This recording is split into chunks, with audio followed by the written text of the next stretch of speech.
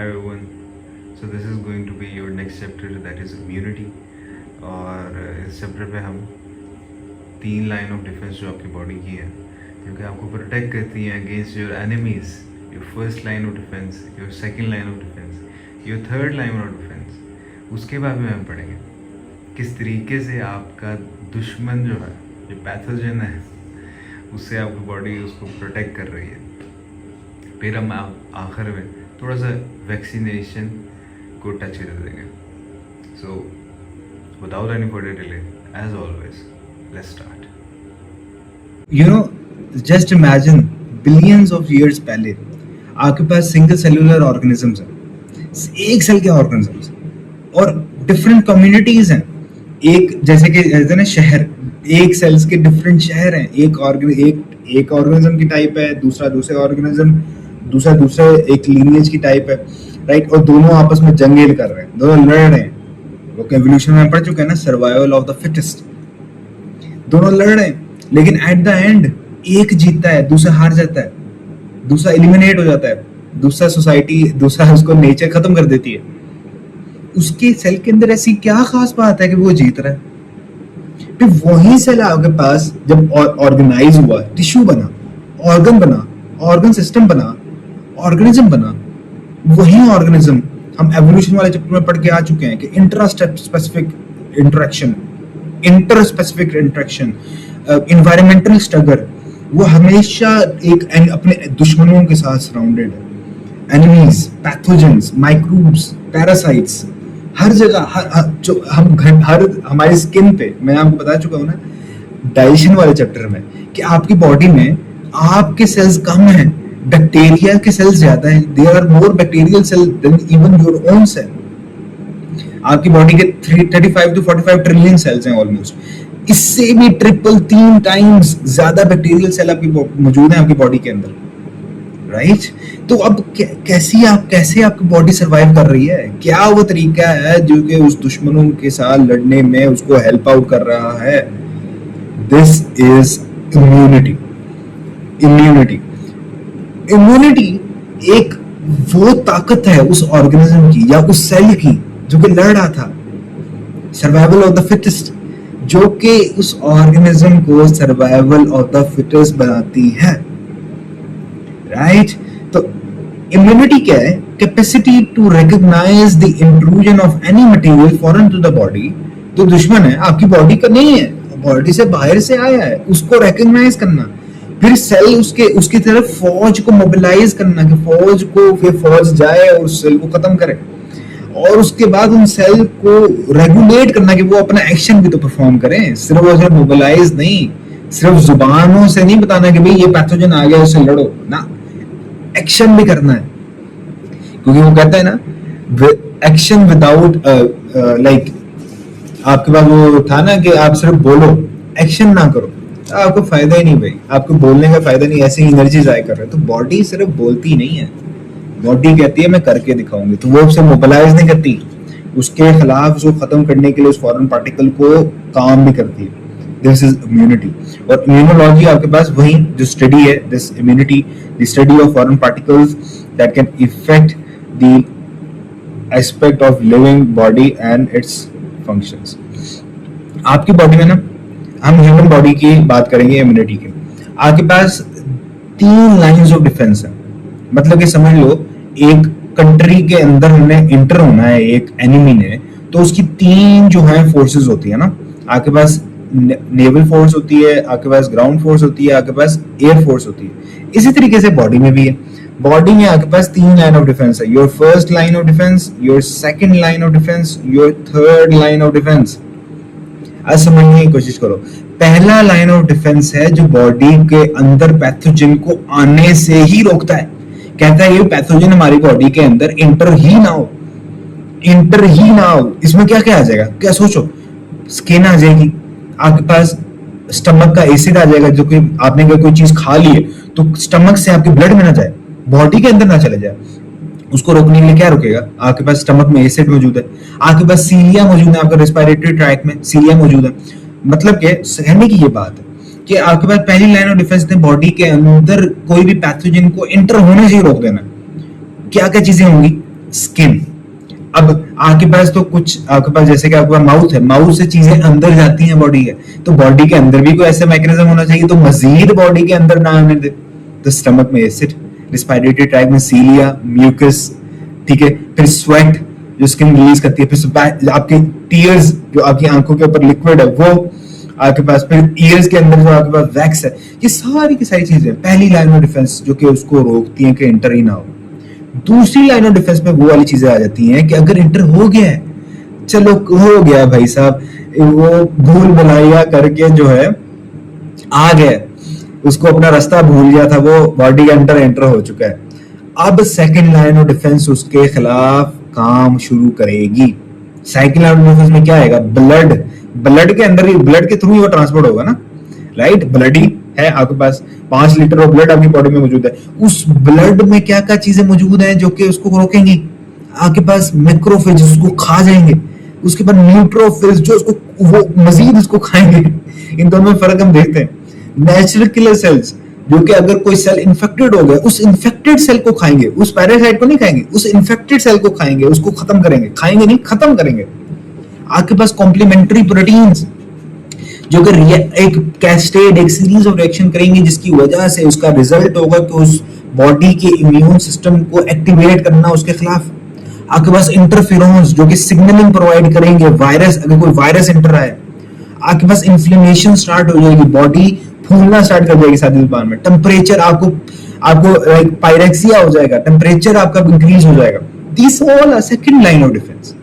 लेकिन इसके बावजूद अगर सेकंड लाइन ऑफ डिफेंस से भी वो निकल पड़ता है, बड़ा खतरनाक दुश्मन है, फिर आएगा आपके पास तीसरा लाइन ऑफ डिफेंस जो कि सबसे ज्यादा खतरनाक है, जो कि अल्टीमेट है भाई, अल्टीमेट बॉस। गेम के एंड में होता है ना एक जो कि अल्टीमेट होता है, ये अल्टीमेट बॉस है, अल्टीमेट बॉस।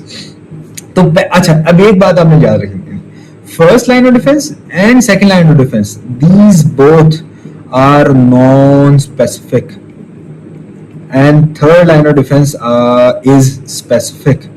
समझने की कोशिश करो, पहली line of defence, second line of defence हर तरह के पैथोजन के खिलाफ है, जो मर्जी दुश्मन हो, जो मर्जी पैरासाइट हो, बैक्टीरिया हो, वायरस हो, सब के खिलाफ एक ही तरह का रिस्पांस होगा, कोई स्पेशल रिस्पांस नहीं है, नॉन स्पेसिफिक।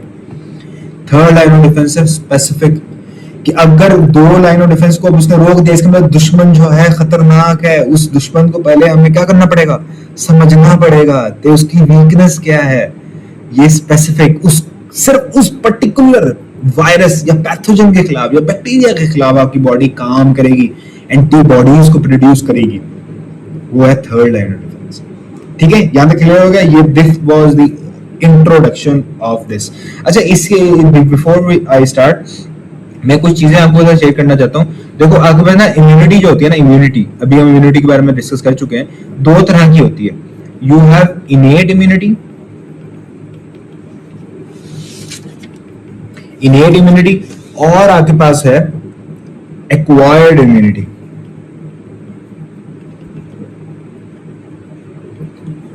आप जब पैदा हुए थे ना, तो जो अल्लाह पाक ने आप या खुदा ने या भगवान ने, जो भी आप कहते हो, उस खुदा ने जो आपकी बॉडी के अंदर जो मैकेनिज्म रखा था उस पैथोजन के खिलाफ, वो है इनेट, बाय बर्थ, पैदाइशी आपको जो चीजें मिल चुकी हैं, ठीक है, वो है इनेट। उसके बाद जिंदगी में जो आपको डिजीजेस होती हैं डिफरेंट, ठीक है, आपको डिफरेंट पैथोजन आपकी बॉडी के अंदर एंटर होते हैं, उसके खिलाफ जो इम्यूनिटी आपकी बॉडी कर रही है प्रोड्यूस, वो है एक्वायर इम्यूनिटी। ठीक है, जो आफ्टर बर्थ, तो बाय बर्थ कौन सी है? एमसीक्यू ज्यादा इनेट, आफ्टर बर्थ कौन सी है? Acquire immunity. ठीक है, तो now we are going to start our first line of defence, जो कि है फर्स्ट लाइन ऑफ डिफेंस, जो कि नॉन स्पेसिफिक है। पैथोजन भूल के आपकी बॉडी के अंदर आ तो गया है, जैसे कि भूल से वैसे मुझे एक शेर भी याद आ गया, अल्लाह को भूल गए लोग फिक्रे रोजी में, अल्लाह को भूल गए लोग फिक्रे रोजी में, तलाश रिज्क की है, रिज्क का, राज़िक का ख्याल ही नहीं। राइट, मतलब कि आप भूल के कहीं और निकल गए हो, ठीक है, जैसे इसी पैथोजन के भूल के आपकी स्किन में आ गया भाई, और ये आप भी भूल के किसी और पाथ में निकल गए हो, मांगने लग गए हो, राइट। तो यहाँ पे भी पहली लाइन ऑफ डिफेंस में आपके पास आ गया भाई माइक्रो। अब क्या क्या काम होगा जो कि आपकी बॉडी करने जा रही है। फर्स्ट लाइन ऑफ डिफेंस में क्या क्या आ जाता है, पहले हम डिस्कस कर लेते हैं। आपकी स्किन आ जाएगी जो कि largest organ of your body. आपके पास क्या आ जाएगा, आपके पास रिस्पिरेटरी ट्रैक। आपके रिस्पिरेटरी ट्रैक में क्या क्या चीजें आ जाएंगी, आपके पास सीलिया आ जाएगा, सीलिएटेड सेल्स आ जाएंगे, आपके पास म्यूकस सिक्रीटिंग सेल्स आ जाएंगे, आपके पास मैक्रोफेजेस आ जाएंगे जो कि आपके पास एल्वियोलाई की वॉल को सराउंड कर रहे होते हैं, राइट। आपके पास फिर आ जाएगा लाइक आपको ऑरल कैविटी से कोई चीज अंदर चली जाएगी तो आपके पास डाइजेस्टिव सिस्टम क्या क्या काम कर रहा है। डाइजेस्टिव सिस्टम में आपके पास HCl रिलीज हो रहा है, ठीक है, जो कि एस्थेटिक एनवायरनमेंट, जो कि स्टमक को स्टेराइल कर रहा है, स्टमक को क्या कर रहा है, साफ कर रहा है। तो ये है फर्स्ट लाइन ऑफ डिफेंस पे जो हमने चीजें डिस्कस करनी है। तो these barrier inhibit generally all kind of microbial invasion, thus first line of defense is supposed to be non-specific defense mechanism। तमाम ऑर्गेनिज्म के खिलाफ जो आपकी बॉडी में एंटर होने की कोशिश करेंगी एक ही तरह का रिस्पॉन्स है। तो फर्स्ट हम डिस्कस करते हैं स्किन, AKA इसका दूसरा नाम इम्परमिएबल बैरियर, इसको नहीं रोक सकता। स्किन की जो है आपके पास 3 लेयर्स आ जाएंगी। आपके पास एपिडर्मिस, डर्मिस, हाइपोडर्मिस। सबसे ऊपर वाली होती है आपके पास epidermis, as you can see here this is epidermis. ये आपके पास फिर आ जाती है नीचे डर्मिस, फिर होती है नीचे हाइपोडर्मिस। हाइपोडर्मिस में आपके पास सबक्यूटेनियस टिश्यूज होते हैं, जैसे कि आपके पास कनेक्टिव टिश्यूज हो जाएंगे, एडिपोज टिश्यू के लेयर आ जाएंगे, ठीक है। तो हाइपोडर्मिस आपके पास क्या प्रोवाइड कर रही है, हाइपोडर्मिस आपको इंसुलेशन दे रही होती है, इंसुलेशन, और इसका थर्मो रेगुलेशन में इसका अहम रोल होता है, थर्मो रेगुलेशन, राइट। इम्यूनिटी में इसका खास रोल नहीं है। हमने जो मेन है जो आपके पास एपिडर्मिस है और डर्मिस है, एपिडर्मिस और डर्मिस को आपस में, ये एपिडर्मिस है ना तो ये डर्मिस, इन दोनों को एक सेपरेट किया होता है कुछ कनेक्टिव टिश्यूज ने। यहाँ पे अगर आपका आ जाए यस, तो epidermis and dermis are separated by a basement membrane. ये बेसमेंट मेम्ब्रेन है जो कि एपिडर्मिस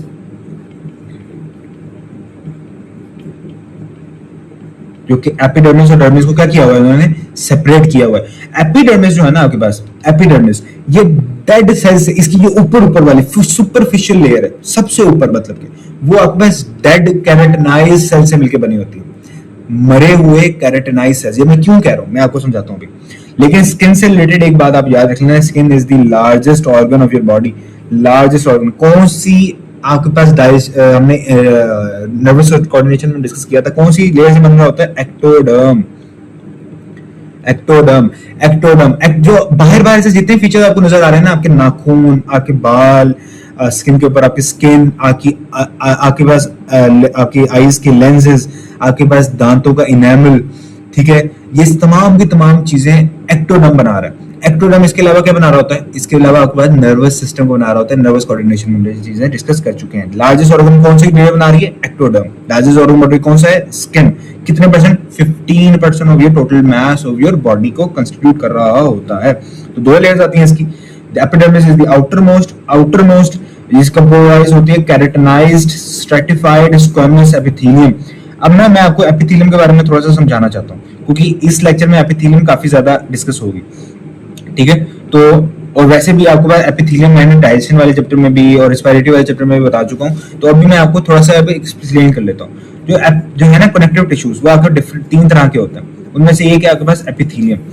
एपिथेलियम ना आपके पास 3 तरह की होती है, ठीक है। आपके पास स्क्वैमस एपिथेलियम होता है, आपके पास क्यूबॉइडल होता है, और आपके पास कोलमनार होता है, कोलमनार एपिथेलियम। स्क्वैमस एपिथेलियम इस तरह के होते हैं जिनके वो वाले सेल्स जिनकी सिरेटेड एंडिंग होती है, उसको कहते हैं सिरेटेड एंडिंग। मतलब कि जैसे कि आपका नहीं होता कंगे के दांत होते हैं, या फिर तो जैसे कि सी जो आपके पास सॉ होता है, ठीक है, उसके जैसे दांत होते हैं, उस तरह से सिरेटेड एंडिंग्स होती हैं। ये होते हैं स्क्वैमस आपके पास एपिथेलियम के सेल्स।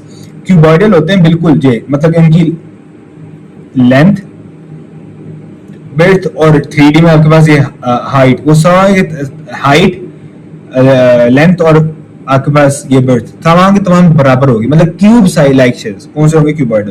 कोलमनार नाम से याद रख लो, जैसे लंबे पिलर शेप के, ये पिलर शेप के सेल होते हैं कोलमनार। अच्छा, इसके अलावा 2 तरह के होते हैं एपिथेलियम। ये तीनों एपिथेलियम ना 2 तरीके से ऑर्गेनाइज होते हैं। एक होते हैं सिंपल तरीके से, एक होता है आपके पास स्ट्रेटिफाइड। सिंपल का वर्ड मैं आपको बता चुका हूँ, सिंपल का वर्ड जहां पे भी आया इसका मतलब एक लेयर ऑफ एपिथेलियम सेल है, मतलब कि ये एक एपिथेलियम की एक सिंगल लेयर ऑफ एपिथेलियम है, ये है सिंपल।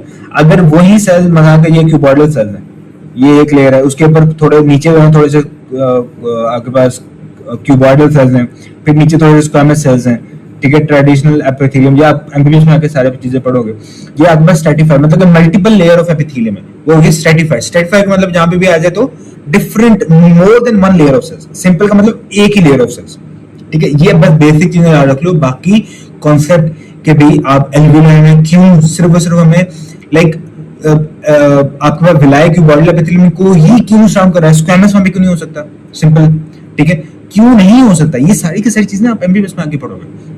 एमबीबीएस में आपको कोई पढ़ाएगा नहीं, आपको खुद ही चीजें सर्च करनी पड़ेगी, ठीक है, कोई पढ़ाएगा नहीं, लेकिन आपके जहन में ये क्वेश्चन आएंगे तो फिर आप एट द एंड नतीजे में पहुंच जाओगे, ठीक है। तो ये सारी की सारी रीजंस मैं आपको नहीं बता रहा, बट ये थोड़ा सा इंट्रो है जो कि आपके जहन में होना चाहिए। इसके अलावा एक और बार पढ़ते हो सीडो स्ट्रेटिफाई, जो कि अभी मैंने पढ़ा, सीडो स्ट्रेटिफाई। सीडो स्ट्रेटिफाई का मतलब होता है, सीडो का मतलब जहां पे भी होता है झूठे, जैसे कि नर्वस कोऑर्डिनेशन में मैंने पढ़ा था, सीडो स्ट्रेटिफाई सेंसरी न्यूरॉन्स, तो सीडो स्ट्रेटिफाई कह रहा हूं, सीडो सेंसरी न्यूरॉन्स, जो कि हमने पढ़ा था ना, pseudo monopolar like neurons, structural division of neurons में हमने बात पढ़ी थी नर्वस कोऑर्डिनेशन। सीडो का मतलब मैंने आपको बताया झूठे, फॉल्स। अब देखो स्ट्रेटिफाइड एपिथेलियम में क्या होता है, डिफरेंट लेयर ऑफ सेल्स होते हैं, यहां पर भी सीडो स्ट्रेटिफाइड सेल में हमें एक ही लेयर ऑफ सेल होती है। ये देखो, ये है बेसमेंट मेम्ब्रेन, हम कभी भी देख रहे होते हैं, हमेशा देख रहे होते हैं बेसमेंट मेम्ब्रेन में, मतलब बेस से देख रहे होते हैं, बेसमेंट मेम्ब्रेन। ये सेल इस तरह के होते हैं, मतलब कि इनकी हाइट जो है ना डिफरेंट होती है, मतलब कि ये एक सेल है, ये दूसरा सेल है, लेकिन ये सेल है इस तरह से, ये देखो। अब आपको देखने में पता लग रहा है कि डिफरेंट लेयर ऑफ सेल्स है, लेकिन एक ही लेयर है सेल की, क्यों? क्योंकि उनकी हाइट डिफरेंट है। ये देखो, ये एंड होता है, ये होता है, उसको कहते हैं हम बेस। तो तमाम की तमाम सेल्स क्योंकि बेस से ही कनेक्ट हो रहे हैं, तमाम सेल्स बेस से ही कनेक्टेड है, तो इसलिए ये एक ही लेयर ऑफ सेल है, लेकिन क्योंकि हाइट डिफरेंट तो हमें देखने में लग रहा है कि डिफरेंट लेयर ऑफ सेल्स है, हालांकि डिफरेंट लेयर नहीं है, इसलिए सीडो स्ट्रेटिफाइड, ठीक है। तो ये एपिथेलियम के बारे में हमने कुछ चीजें जो है डिस्कस कर ली। अच्छा, तो एपिथेलियम के पास कौन से सेल होते हैं? Stratified, squamous, stratified squamous epithelium, मतलब के स्क्वैमस एपिथेलियम होंगे, सीरेटेड एपिथेलियम वाले सेल होंगे, स्ट्रेटिफाइड होंगे, डिफरेंट लेयर्स होंगी, और कैरेटिनाइज मतलब कि इन सेल्स में आपके पास स्पेशल एक प्रोटीन मौजूद होगी, ये अगर सेल है, इन सेल में स्पेशल प्रोटीन मौजूद होगी, वो होगी कैरेटिन। कैरेटिन, अच्छा अब सवाल पैदा होता है, कैरेटिन में ऐसी क्या खास बात है कि भाई आपके नेल्स, आपके पास स्किन कैरेटिन से मिलकर बनी है? मैंने आपको बायोलॉजिकल मॉलिक्यूल में बताया था, हर कॉन्सेप्ट को हम रिलेट करते हैं। बायोलॉजिकल मॉलिक्यूल में बताया था कि प्रोटीन दो तरह की होती है, ग्लोबुलर और fibrous. Fibrous protein are more resistant to physiological changes, मैंने आपको बताया था। टेम्परेचर, मिसाल के तौर पर अपना बाल लो, एक टेम्परेचर उसको बढ़ाओ, किसी कमर में रख दो, टेम्परेचर बढ़ाओ, आपके बाल डीनेचर नहीं होगा, आपके बाल जो है वैसी की वैसी उसकी शेप रहेगी। हाँ, एक पॉइंट आएगा जब उसकी शेप डिफरेंट हो जाएगी, लेकिन उसकी वो ज्यादा रेजिस्टेंट है। जबकि आपके पास ग्लोबुलर प्रोटीन्स लो, जैसे कि एंजाइम, 40 डिग्री पे लेके जाओगे एंजाइम डीनेचर हो जाएगा। डीनेचरेशन का मतलब क्या है, ये मैं आपको एंजाइम वाले चैप्टर में बता चुका हूँ। तो बिकॉज ये आपकी जो स्किन है बाहर और आपके नेल्स जो है, और ये सारी की सारी चीजें जो है, ये आपके पास क्योंकि इन्होंने ज्यादा रेजिस्टेंट होना चाहिए, क्योंकि टेम्परेचर ये ज्यादा वेरिएशन से इनको एनकाउंटर करना पड़ेगा ना, तो इन सेल में आपके पास फिब्रस प्रोटीन्स होती हैं, और आपके पास एक जो सेल्स आराम से प्रोटीन बना सकती है, और इस तरह से समझ लो क्या है, कैरेटिन, इसलिए कैरेटिनाइज्ड होते हैं। और इन डर्मिस की जो एपिडर्मिस की ऊपर वाले सेल्स होते हैं, ये वाले, ये डेड सेल्स होते हैं, डेड सेल्स। ये सेल्स में आपके पास न्यूक्लियस नहीं होता, ए न्यूक्लिएटेड होते हैं, और ये आपके पास कैरेटिनाइज्ड होते हैं। ये भी ऐसा ऐसा पता क्या होता है, स्किन के, क्योंकि स्किन ये सेल डिवाइड कर रहे हैं, ठीक है, तो ये क्या करते हैं, ऐसा ऐसा ऊपर की तरफ मूव करते हैं, पुश करते हैं। तो जो आपकी स्किन के ऊपर वाले सेल होते हैं, हर रोज आपकी स्किन के ऊपर वाले सेल्स आपसे स्किन से अलग हो जाते हैं। आपके मतलब कि कल आप डिफरेंट थे, आज आप डिफरेंट हो, ये कहने के जा रहा हूं मैं। कल आप डिफरेंट थे, आज आप डिफरेंट हो। कल आपकी जो बॉडी के सेल्स थे ना आपकी स्किन के ऊपर, वो आज नहीं होंगे मोस्ट प्रोबेबली, ठीक है, आज नए सेल उसकी जगह पे आ गए होंगे। तो यही कानून है, ठीक है। जैसे कि मैंने आपको इकबाल का मैं शेर भी सुना चुका हूँ कि क्या शेर था दस्तूरे कायनात है जुदाई, इस तरह की आई थिंक शेर था ना, कि एट द एंड जुदाई तो होना ही है, चले तो जाना ही है हर किसी में। आपके अपने साल आपके हर रोज जो है ना आपसे तब्दील हो रहे हैं, आप हर रोज नए बन रहे हो। नेचर क्या कहना चाह रही है? नेचर ये कहना चाह रही है आपका कल और आपका आज डिफरेंट होना चाहिए। आपका कल और आज डिफरेंट होना चाहिए। कल आप कोई और थे, आज आप कोई और हो। कल में आपने जो गलतियां की थी, आज आप कोशिश करो वो गलतियां ना करो। ये नेचर कहना चाह रही है। क्यों? क्योंकि आपकी बॉडी खुद आपको बता रही है कि भाई मैं भी तो ऐसे ही कर रही हूँ। कल में कोई और थी, आज में कोई और हूँ। 10 साल के बाद आपका पूरा का पूरा सेल सिस्टम तब्दील हो जाता है। ये थॉट एंड मूवमेंट में हम पढ़ेंगे। 10 साल के बाद आप टोटली नए हो जाते हो। समझ आ रही है? तो ये आपके पास तो ऊपर वाले होते हैं डेंस कैरोटिनाइज्ड सेल्स। तो ये आ गया एपिडर्मिस। अच्छा, यहाँ पे ना आपके पास कुछ सेल्स होते हैं जिसको मेलानोसाइट्स भी आप कहते हो। यहाँ पे अगर मैं दिखाऊं, यहाँ पे अगर आ जाए चलो यहाँ पे डिस्कस कर लेते हैं। सेल्स होते हैं मेलानोसाइट्स। ये सेल आपके पास स्किन में मेलानिन एक पिगमेंट है, उसको क्या कर रहे होते हैं? सिक्रीट करते हैं, प्रोड्यूस, सिक्रीट नहीं प्रोड्यूस करते हैं। ठीक है। अच्छा, ये वो सेल्स हैं, आपने पढ़ा होगा नर्वस कोऑर्डिनेशन में, क्योंकि chemical coordination is not a part of your syllabus right now, but आप एफएसएस में तो पढ़ते हो ना कि पिट्यूटरी ग्लैंड का जो मीडियम उसका लूब है, वो आपके पास मेलानोसाइट स्टिमुलेटिंग हार्मोन को रिलीज कर रहा होता है। ऐसे ही वो हार्मोन जो पिट्यूटरी से रिलीज होता है वो जाता है मेलानोसाइट पे। मेलानोसाइट को कहता है कि भाई तू मेलानिन को प्रोड्यूस करना स्टार्ट कर। वो मेलानिन को प्रोड्यूस करता है, और मेलानिन जो है ये एक प्रोटेक्टिव कैप है। ये देखो, ये सेल है ना, ये आपके पास न्यूक्लियस है। इस न्यूक्लियस के पास क्या है? आपके पास जेनेटिक मटेरियल जो आपको आप बना रही है।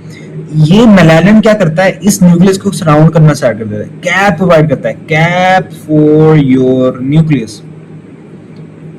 न्यूक्लियस जैसे कि अब देखो यार, यू आर अ मैं बार बार बात कहता हूं ना, you are a micro in universe in this macro universe.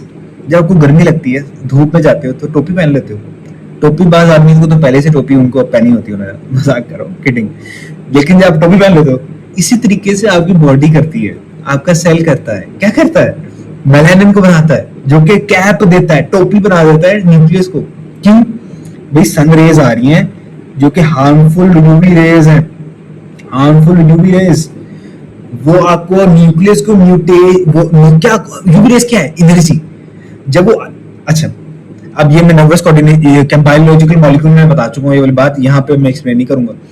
क्यों जो है जिन्हों आपका जेनेटिक मटेरियल जो है ये अब्सॉर्ब करता है इस रेस को। क्यों? ये मैं आपको बता चुका हूँ क्यों। बेंजीन वाला वही डीलोकलाइजेशन ऑफ इलेक्ट्रॉन यहाँ पे भी हो रही है, वही वाली जो क्लोरोफिल में हो रही है। तो ये क्या कर रहे हैं न्यूक्लियस के पास, क्योंकि नाइट्रोजन बेसिस है, large surface area due to delocalisation of electrons.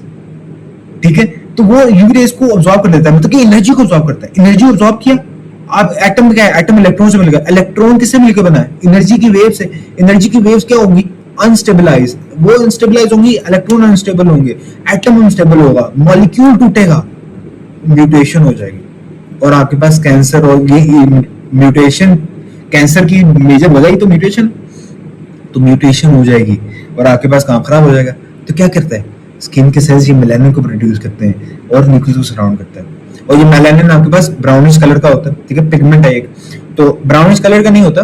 मैं आपको बात बता चुका हूँ, कोई कलर तो एनवायरनमेंट में यूनिवर्स में एग्जिस्ट ही नहीं करता। आप कोई भी चीज देख रहे हो, कलर, मैं इस दीवार को देख रहा हूँ, इस दीवार का कलर स्किन है, इस दीवार का कलर स्किन नहीं है, क्योंकि एक जानवर आएगा वो इस दीवार को देखेगा, उसके लिए उस दीवार जो है डिफरेंट कलर की नजर आ रही होगी, मुझे डिफरेंट है। ठीक है, तो कलर जो है वो तो किसी चीज का नहीं है, क्योंकि हर चीज एटम से मिलकर बनी है यार, एटम एटम, राइट। तो आप क्या देखते हो? उस चीज को देखते हो, राइट रिफ्लेक्ट होकर आपकी आंखों में दोबारा आती है, आप देखते हो इसी तरीके से, राइट। अब स्किन को आप देखते हो तो मेलानिन एक ऐसा पिगमेंट है जो कि कुछ लाइट को ऑब्जॉर्ब करता है, जाहिर सी बात है, कुछ लाइट को रिफ्लेक्ट कर लेता है। ठीक है, और लाइट जब वो रिफ्लेक्ट होकर लाइट इंफॉर्मेशन लेकर आती है ना, लाइट इंफॉर्मेशन आपकी आंखों तक लेकर आ रही है, तो आपको जो वेवलेंथ जो आपको नजर आती है लाइट के स्पेक्ट्रम की, वो ब्राउन होती है, तो आपको ब्राउन कलर नजर आता है। ठीक है, जितना ज्यादा ज्यादा धूप में काम करते हैं उनमें ज्यादा कैप चाहिए ना, ज्यादा मोटी थिक कैप चाहिए, तो उन सेल में ज्यादा जो है ये थिक कैप जो है प्रोड्यूस होती है। ऑलराइट, तो दैट वाज एपिडर्मिस। फिर डर्मिस है, डर्मिस में आपके पास बीनीथ द एपिडर्मिस ये आपके पास कंट्रीब्यूट करती है नेचुरल डिफेंस मैकेनिज्म को, दो तरह से ये करती है। ये आपके पास प्रेसिपिटेशन, ये पहला ये चैप्टर है जिसमें मैंने, पहला नहीं आई थिंक दूसरा, जिसमें मैंने जो है ये कैटेगराइजेशन नहीं की कि कौन सी बुक कौन सी इन्फॉर्मेशन कौन सी बुक में मौजूद है। हालांकि हर इन्फॉर्मेशन तमाम बुक्स में आपको ये तमाम इन्फॉर्मेशन जो है मिलेगी। केपीके, बलूचिस्तान, फेडरल, पंजाब, ये तमाम जो है इन्फॉर्मेशन को कंपाइल किया हुआ है पहले से, बट मैंने जो कैटेगराइज नहीं किया, वो मैंने की जो है वो इसमें नहीं ऐड की क्योंकि इतना टाइम नहीं था। तो ये आई थिंक केपीके बुक में लिखा हुआ है कि आपके पास डायग्नोसिस जो दो तरीके से कर रही होती है। प्रेसिपिटेशन मतलब कि अगर स्वेट को प्रोड्यूस करती है, स्वेट में क्या है, स्वेट में आपके पास क्या मौजूद होता है, स्वेट में आपके पास जो सिक्रीशंस होती हैं उसमें आपके पास एंटीबायोटिक्स मौजूद होते हैं, नेचुरल एंटीबायोटिक्स। एग्जांपल दे दें सर, एग्जांपल दे देते हैं, लैक्टिक एसिड, नेचुरल एंटीबायोटिक्स जो कि अगर स्किन के ऊपर कोई है पैथोजन तो उसको किल कर देगा। इसके अलावा आपके पास लाइसोजाइम, वो भी सिक्रेट होता है। लाइसोजाइम ये वो एंजाइम है लाइक जो आपके पास स्वेट में भी मौजूद है, जो आपकी टीयर्स में भी मौजूद है, आपकी आंसुओं में, ठीक है, आंसुओं में मौजूद है, आपके स्लाइवा में भी मौजूद है, आपकी म्यूकस में भी मौजूद है, ठीक है। तो ये क्या करते हैं, ये जो है ना, ये लाइसोजाइम ये वो एंजाइम है जो कि बैक्टीरिया की ना, जो आपके बैक्टीरिया के लिए होता है, बैक्टीरिया की जो आपके पेप्टाइडोग्लाइकेन्स की सेल वॉल है उसको डाइजेस्ट करता है। तो बैक्टीरिया की सेल वॉल डाइजेस्ट हो जाएगी तो बैक्टीरिया की, और बैक्टीरिया की सेल वॉल क्या करती है, रिलेट करो ना, आपने बैक्टीरिया वाले चैप्टर में क्या पढ़ा है प्रोकैरियोट में, बैक्टीरिया की cell wall prevent from osmotic lysis. तो बैक्टीरिया की सेल वॉल टूट जाएगी, ऑस्मोटिक लाइसिस से फट जाएगा, बैक्टीरिया फट जाएगा, बैक्टीरिया फट गया। तो प्रेसिपिटेशन ये काम कर रही होती है, ठीक है। ये वाले वैसे आंसुओं से याद आ गया, एक बड़ा अच्छा पीस आया था कि काश महबूब के बारे में कहता है आशिक कि काश मैं जो है तुम्हारी आंखों से आंसू होता। क्यों? क्योंकि तुम्हारी आंखों से मैं बहता और तुम्हारे होंठों पे जाके फिर मैं खत्म हो जाता। क्या बात है यार, पोएट्री तो बड़े मजे की है। लेकिन तो स्पेशियस ग्लैंड पे, स्पेशियस ग्लैंड आपके पास मोस्ट मेजर ग्लैंड है आपके पास, book federal book I think लिखती है ये मेजर ग्लैंड है। तो एमसीक्यू आ जाए मेजर ग्लैंड कौन सा, तो major gland of your skin is sebaceous gland, जो कि प्रोड्यूस करता है आपके पास सीबम। सीबम में एक आपके पास ऑयली सीबम जो है ना आपके पास, सीबम ये मेजरली लिपिड होता है, ठीक है, मेजरली रिच इन लिपिड होता है, रिच इन लिपिड होता है। ये आपके पास क्रीड होता है जो कि आपके पास एंटी माइक्रोबियल प्रॉपर्टीज रखता है, मतलब कि अगेन माइक्रोब्स को ग्रो करने के लिए रोकेगा, और ये आपके पास लुब्रिकेट भी करता है। देखो आप एक काम करो, एक लकड़ी, हाँ ये समझ समझोगे, एक लकड़ी जो कि गीली है और एक लकड़ी जो कि खुश्क है। खुश्क लकड़ी जो आप आसानी से तोड़ दोगे, गीली लकड़ी को आपको तोड़ने में मुश्किल आएगी। यही रीजन है कि क्यों आपके पास स्किन को लुब्रिकेट होना चाहिए। स्किन अगर लुब्रिकेट रहेगी तो वो टीयर्स और वो लाइक उसके ना सादी जुबान में फटेगी नहीं स्किन। देखिए से सर्दियों में क्या होता है, स्किन जो है फटना स्टार्ट हो जाती है, लोशन लगाते हो ना, यही चीज लुब्रिकेट रहेगी, स्किन फटेगी नहीं। तो सीबम ये काम कर रहा होता है। So this is epidermis. Hypodermis का बता चुका हूँ, जो आपके पास जो एडिपोज टिश्यू वहीं पे प्रेजेंट होता है। उसके अलावा स्किन में आपके पास एक और तरह के भी सेल मौजूद होते हैं जो कि आपके पास, अच्छा ये चीज आएगी क्योंकि लैक्टिक एसिड मौजूद होता है ना, तो ये आपके पास स्किन का जो पीएच है ना वो आपके पास 3 to 5 हो जाता है, ठीक है। ये बात आपने याद रख लेना है, स्किन का पीएच कितना है, स्किन का पीएच आपके पास 3 to 5। अच्छा, आपके पास कुछ इम्यून सेल्स भी मौजूद होते हैं आपके पास स्किन की एपिडर्मिस की लेयर में। ये आपके पास एपिडर्मिस है, ये वाली कुछ इम्यून सेल्स में, उसको लैंगरहंस जो साइंटिस्ट इन्होंने काम किया था उन वो सेल्स कहते हैं जो कि प्रेजेंट होते हैं। ये इम्यून सेल्स होते हैं बेसिकली, ये वो सेल्स होते हैं लाइक आप देखो ना तो ये आपके पास एंटीजन प्रेजेंटिंग सेल्स होते हैं। अच्छा अब ना समझने की कोशिश करो है क्या, मैं ना बल्कि ये बात आपको समझ आएगी वहां पर लाइक जो अभी हम मैक्रोफेजेस के बारे में पता लगे हैं कि भी एंटीजन रिप्रेजेंटिंग सेल आखिरकार क्या होता क्या, ठीक है, होता क्या, ये आपको वहां पे समझ आ जाएगी। बट जैसे समझ लो कि पैथोजन अगर एंटर हो गया ना, मिसाल के तौर पे यहाँ पे कोई पंक्चर, स्किन में पंक्चर लगा, ठीक है, स्किन में पंक्चर लगा, आप एमबीबीएस में आओगे डिफरेंट आप एक्सपेरिमेंट करोगे, ठीक है, लेंसर से आपके स्किन में पंक्चर करोगे, स्किन को जब पंक्चर करोगे तो ब्लड निकलेगा।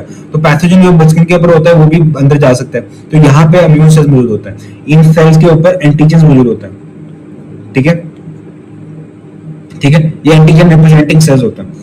अब वो एंटीजन कहां से आते हैं, बेसिकली अभी पैथोजन एंटर होता है, इसको खाने की, उसको खत्म करने की कोशिश करता है कि भी वो खत्म हो जाए, वो बॉडी के अंदर एंटर ना हो। और अगर उसको खत्म कर देते हैं तो उसके एंटीजन अपने स्केलेटल सेल के ऊपर रिप्रेजेंट कर देते हैं, ताकि पूरी बॉडी को पता लग जाए कि भाई ये वाला सेल अगर बॉडी में कहीं पे भी मिले तो ये एंटीजन है उसका, ये उसकी निशानी है, उसको खत्म करना है, दैट्स एंटीजन रिप्रेजेंटिंग सेल्स। ठीक है, तो ये भी आपके पास प्रेजेंट होते हैं। ऑलराइट, तो ये था आपके पास स्किन वाला, कि स्किन जो है किस तरीके से जो आपके पास अपना काम कर रही है। ये डेंड्रिटिक सेल्स भी होते हैं, ओके, लैंगरहैंस सेल्स आपके पास डेंड्रिटिक सेल्स भी हो जाते हैं, एंटीजन रिप्रेजेंटिंग सेल्स भी हो सकते हैं, राइट, डिफरेंट होता है, बट यहां तक आपने ये बात याद रख लेनी। ओके, उसके बाद आता है डायसेल ट्रैक्ट। डायसेल ट्रैक्ट एक है अगेन इम्परमिएबल, पैथोजन को एंटर होने से ही रोकेगा। Remain nearly sterilise. Sterilisation is the process of, ये वैसे मैं लिख रहा हूं यहाँ पे क्योंकि sterilisation is the complete removal या death of all kind of cells, तमाम सेल्स को खत्म कर देगा स्टेरिलाइजेशन। तो स्टमक स्टेरिलाइजेशन किस तरह से मदद करता है? आपके पास पाराइटल सेल्स होते हैं जो कि आपके पास एसीएल और इंट्रिंसिक फैक्टर को प्रोड्यूस कर रहे हैं। इंट्रिंसिक फैक्टर क्यों जरूरी है, ये मैं आपको डाइजेशन वाले चैप्टर में बता चुका हूं। इंट्रिंसिक फैक्टर बहुत ज्यादा इंपॉर्टेंट है। विटामिन B12 किस अब्जॉर्प्शन में इलियम हेल्प आउट करेंगे। और विटामिन B12 इतना इंपॉर्टेंट है कि इसकी हद नहीं। डीएनए रेप्लिकेशन में इन्वॉल्व है, हर सेल ने डिवाइड होना है, उसको विटामिन B12 चाहिए। रेड ब्लड सेल ने बनना है, उसको विटामिन B12 चाहिए, इसलिए प्रोड्यूस होता है। और दूसरा एचसीएल। एचसीएल क्या कर रहा है? ये आपके पास स्टमक है। एचसीएल पाराइटल सेल्स क्या करते हैं? सीक्रेट करते हैं। ये एक लेयर प्रोवाइड कर रहा है। एसीएल की पीएच कितनी होती है यहाँ पे स्टमक की? आपके पास पेप्सिन एंजाइम के हिसाब से ऑप्टिमम होती है। ऑप्टिमम पीएच क्या होती है? एंजाइम वाले चैप्टर में बता चुके हैं, 2 पीएच के करीब। ठीक है, एचसीएल कैसे रिलीज होता है ये भी डाइजेशन वाले चैप्टर में आपको बता चुका हूँ। ये आपके पास जो यहाँ वाले सेल्स होते हैं, आपके पास प्रोटॉन और जो क्लोराइड चैनल सेल्स होते हैं, प्रोटॉन पंप और क्लोराइड चैनल्स, वो ये इसको सीक्रेट करते हैं। क्लोराइड और हाइड्रोजन मिलकर आपके पास एचसीएल बना देते हैं। मतलब कि सेल के अंदर एचसीएल नहीं बनता, स्टमक की कैविटी के अंदर बनता है। ठीक है, स्टमक की कैविटी के अंदर। ये डाइजेशन वाले चैप्टर में चीजें हम डिस्कस कर चुके हैं। तो ये बन गया। अब ये क्या करता है? बैक्टीरिया को खत्म कर देगा, ऐसे मतलब एचसीएल है। लेकिन मैंने यहाँ पे लिखा है नियरली। इसकी रीजन है मैंने क्यों नियरली लिखा है। मिसाल के तौर पे मैंने आपको क्योंकि डाइजेशन वाले चैप्टर में बता चुका हूँ कौन सा ऐसा बैक्टीरिया जो कि पेप्टिक अल्सर को क्रॉस करता है। कौन सा? Helicobacter pylori. ये सर्वाइव कर जाता है स्टमक के अंदर। किस तरह से सर्वाइव करता है सर? डाइजेशन वाले चैप्टर में बता चुका हूं मैं। इसका ये काफी बहुत चालाक है भाई, ये बहुत चालाक है। हर किसी को पता है कि भाई उसने किस तरह से सर्वाइव करना, हर किसी को पता है। ठीक है, तो ये आपके पास हेलिकोबैक्टर पाइलोरी। तो दिस इज दी अदर। फिर आपके पास आ जाता है epithelium. Epithelium of respiratory tract. Epithelium respiratory, ये भी इम्परमिएबल ट्रैक है। ये काफी तरीकों से ये हेल्प आउट करता है। Number 1 is the hair follicle, जो आपके पास वेस्टिब्यूल, आपके पास ये है ना नाक। नाक की ओपनिंग को क्या कहते हो आप? बोलो। नॉस्ट्रिल्स। नॉस्ट्रिल्स के अंदर आप जाते हो तो जो इंटीरियर पार्ट है, जो बाहर नजर आ रहा है, वो नॉस्ट्रिल्स है। नॉस्ट्रिल के अंदर चले जाओगे तो क्या है? वेस्टिब्यूल्स। वेस्टिब्यूल्स, वेस्टिब्यूल में क्या मौजूद है? बाल, हेयर। तो जो डस्ट लाइक पार्टिकल्स होते हैं ना, डस्ट लाइक पार्टिकल्स, वो वहां पे हेयर उसको ट्रैप कर लेता है, बॉडी के अंदर जाने नहीं देता। उस डस्ट पार्टिकल में पैथोजन भी हो सकते हैं। अगेन वो डस्ट पार्टिकल आपकी बॉडी के अंदर चला जाए तो अगेन वो भी तो एक is a type of foreign particle. तो बॉडी उसी के खिलाफ, अगर कोई पॉलन है, पॉलन आपके नाक में रुक जाएगा, बॉडी के अंदर नहीं जाएगा। तो एलर्जी अगर आपको है तो वो एलर्जी में भी हेल्प आउट करेगा। तो हेयर इन वेस्टिब्यूल इस तरीके से हेल्प आउट कर रहे होते हैं। फिर आपके पास अगेन सीटोस्ट्रेटिफाइड कोलमनार सीलेटेड कोलमनार आपके पास होते हैं विद गॉबलेट सेल एपिथेलियम मौजूद होती है। सीडो मतलब है डबल लेयर होगी, लेकिन है होगी एक ही लेयर, लेकिन हमें नजर आएगी कि इससे दो लेयर है। इसमें false single layers of cell होगी। किसकी? कोलमनार, लंबे छोटे से, जैसे कि ये देखो आपके पास लंबे सेल। ठीक है, गॉबलेट सेल मौजूद होंगे, जैसे कि गॉबलेट जो कि आपके पास न्यूक्लियस को सीक्रेट करेंगे। अब ये किस तरह से होगा? रिस्पायरेशन में बता चुका हूँ कि भी बॉडी के अंदर कोई बैक्टीरिया आएगा, म्यूकस उसको क्या कर लेगा? स्टिक कर लेगा। सीलिया सेल उसको बीट करेंगे। ये आपको वीडियो पे नजर आ रही होगी, सीलिया सेल उसको बीट करेंगे और बीटिंग मूवमेंट से क्या होगा?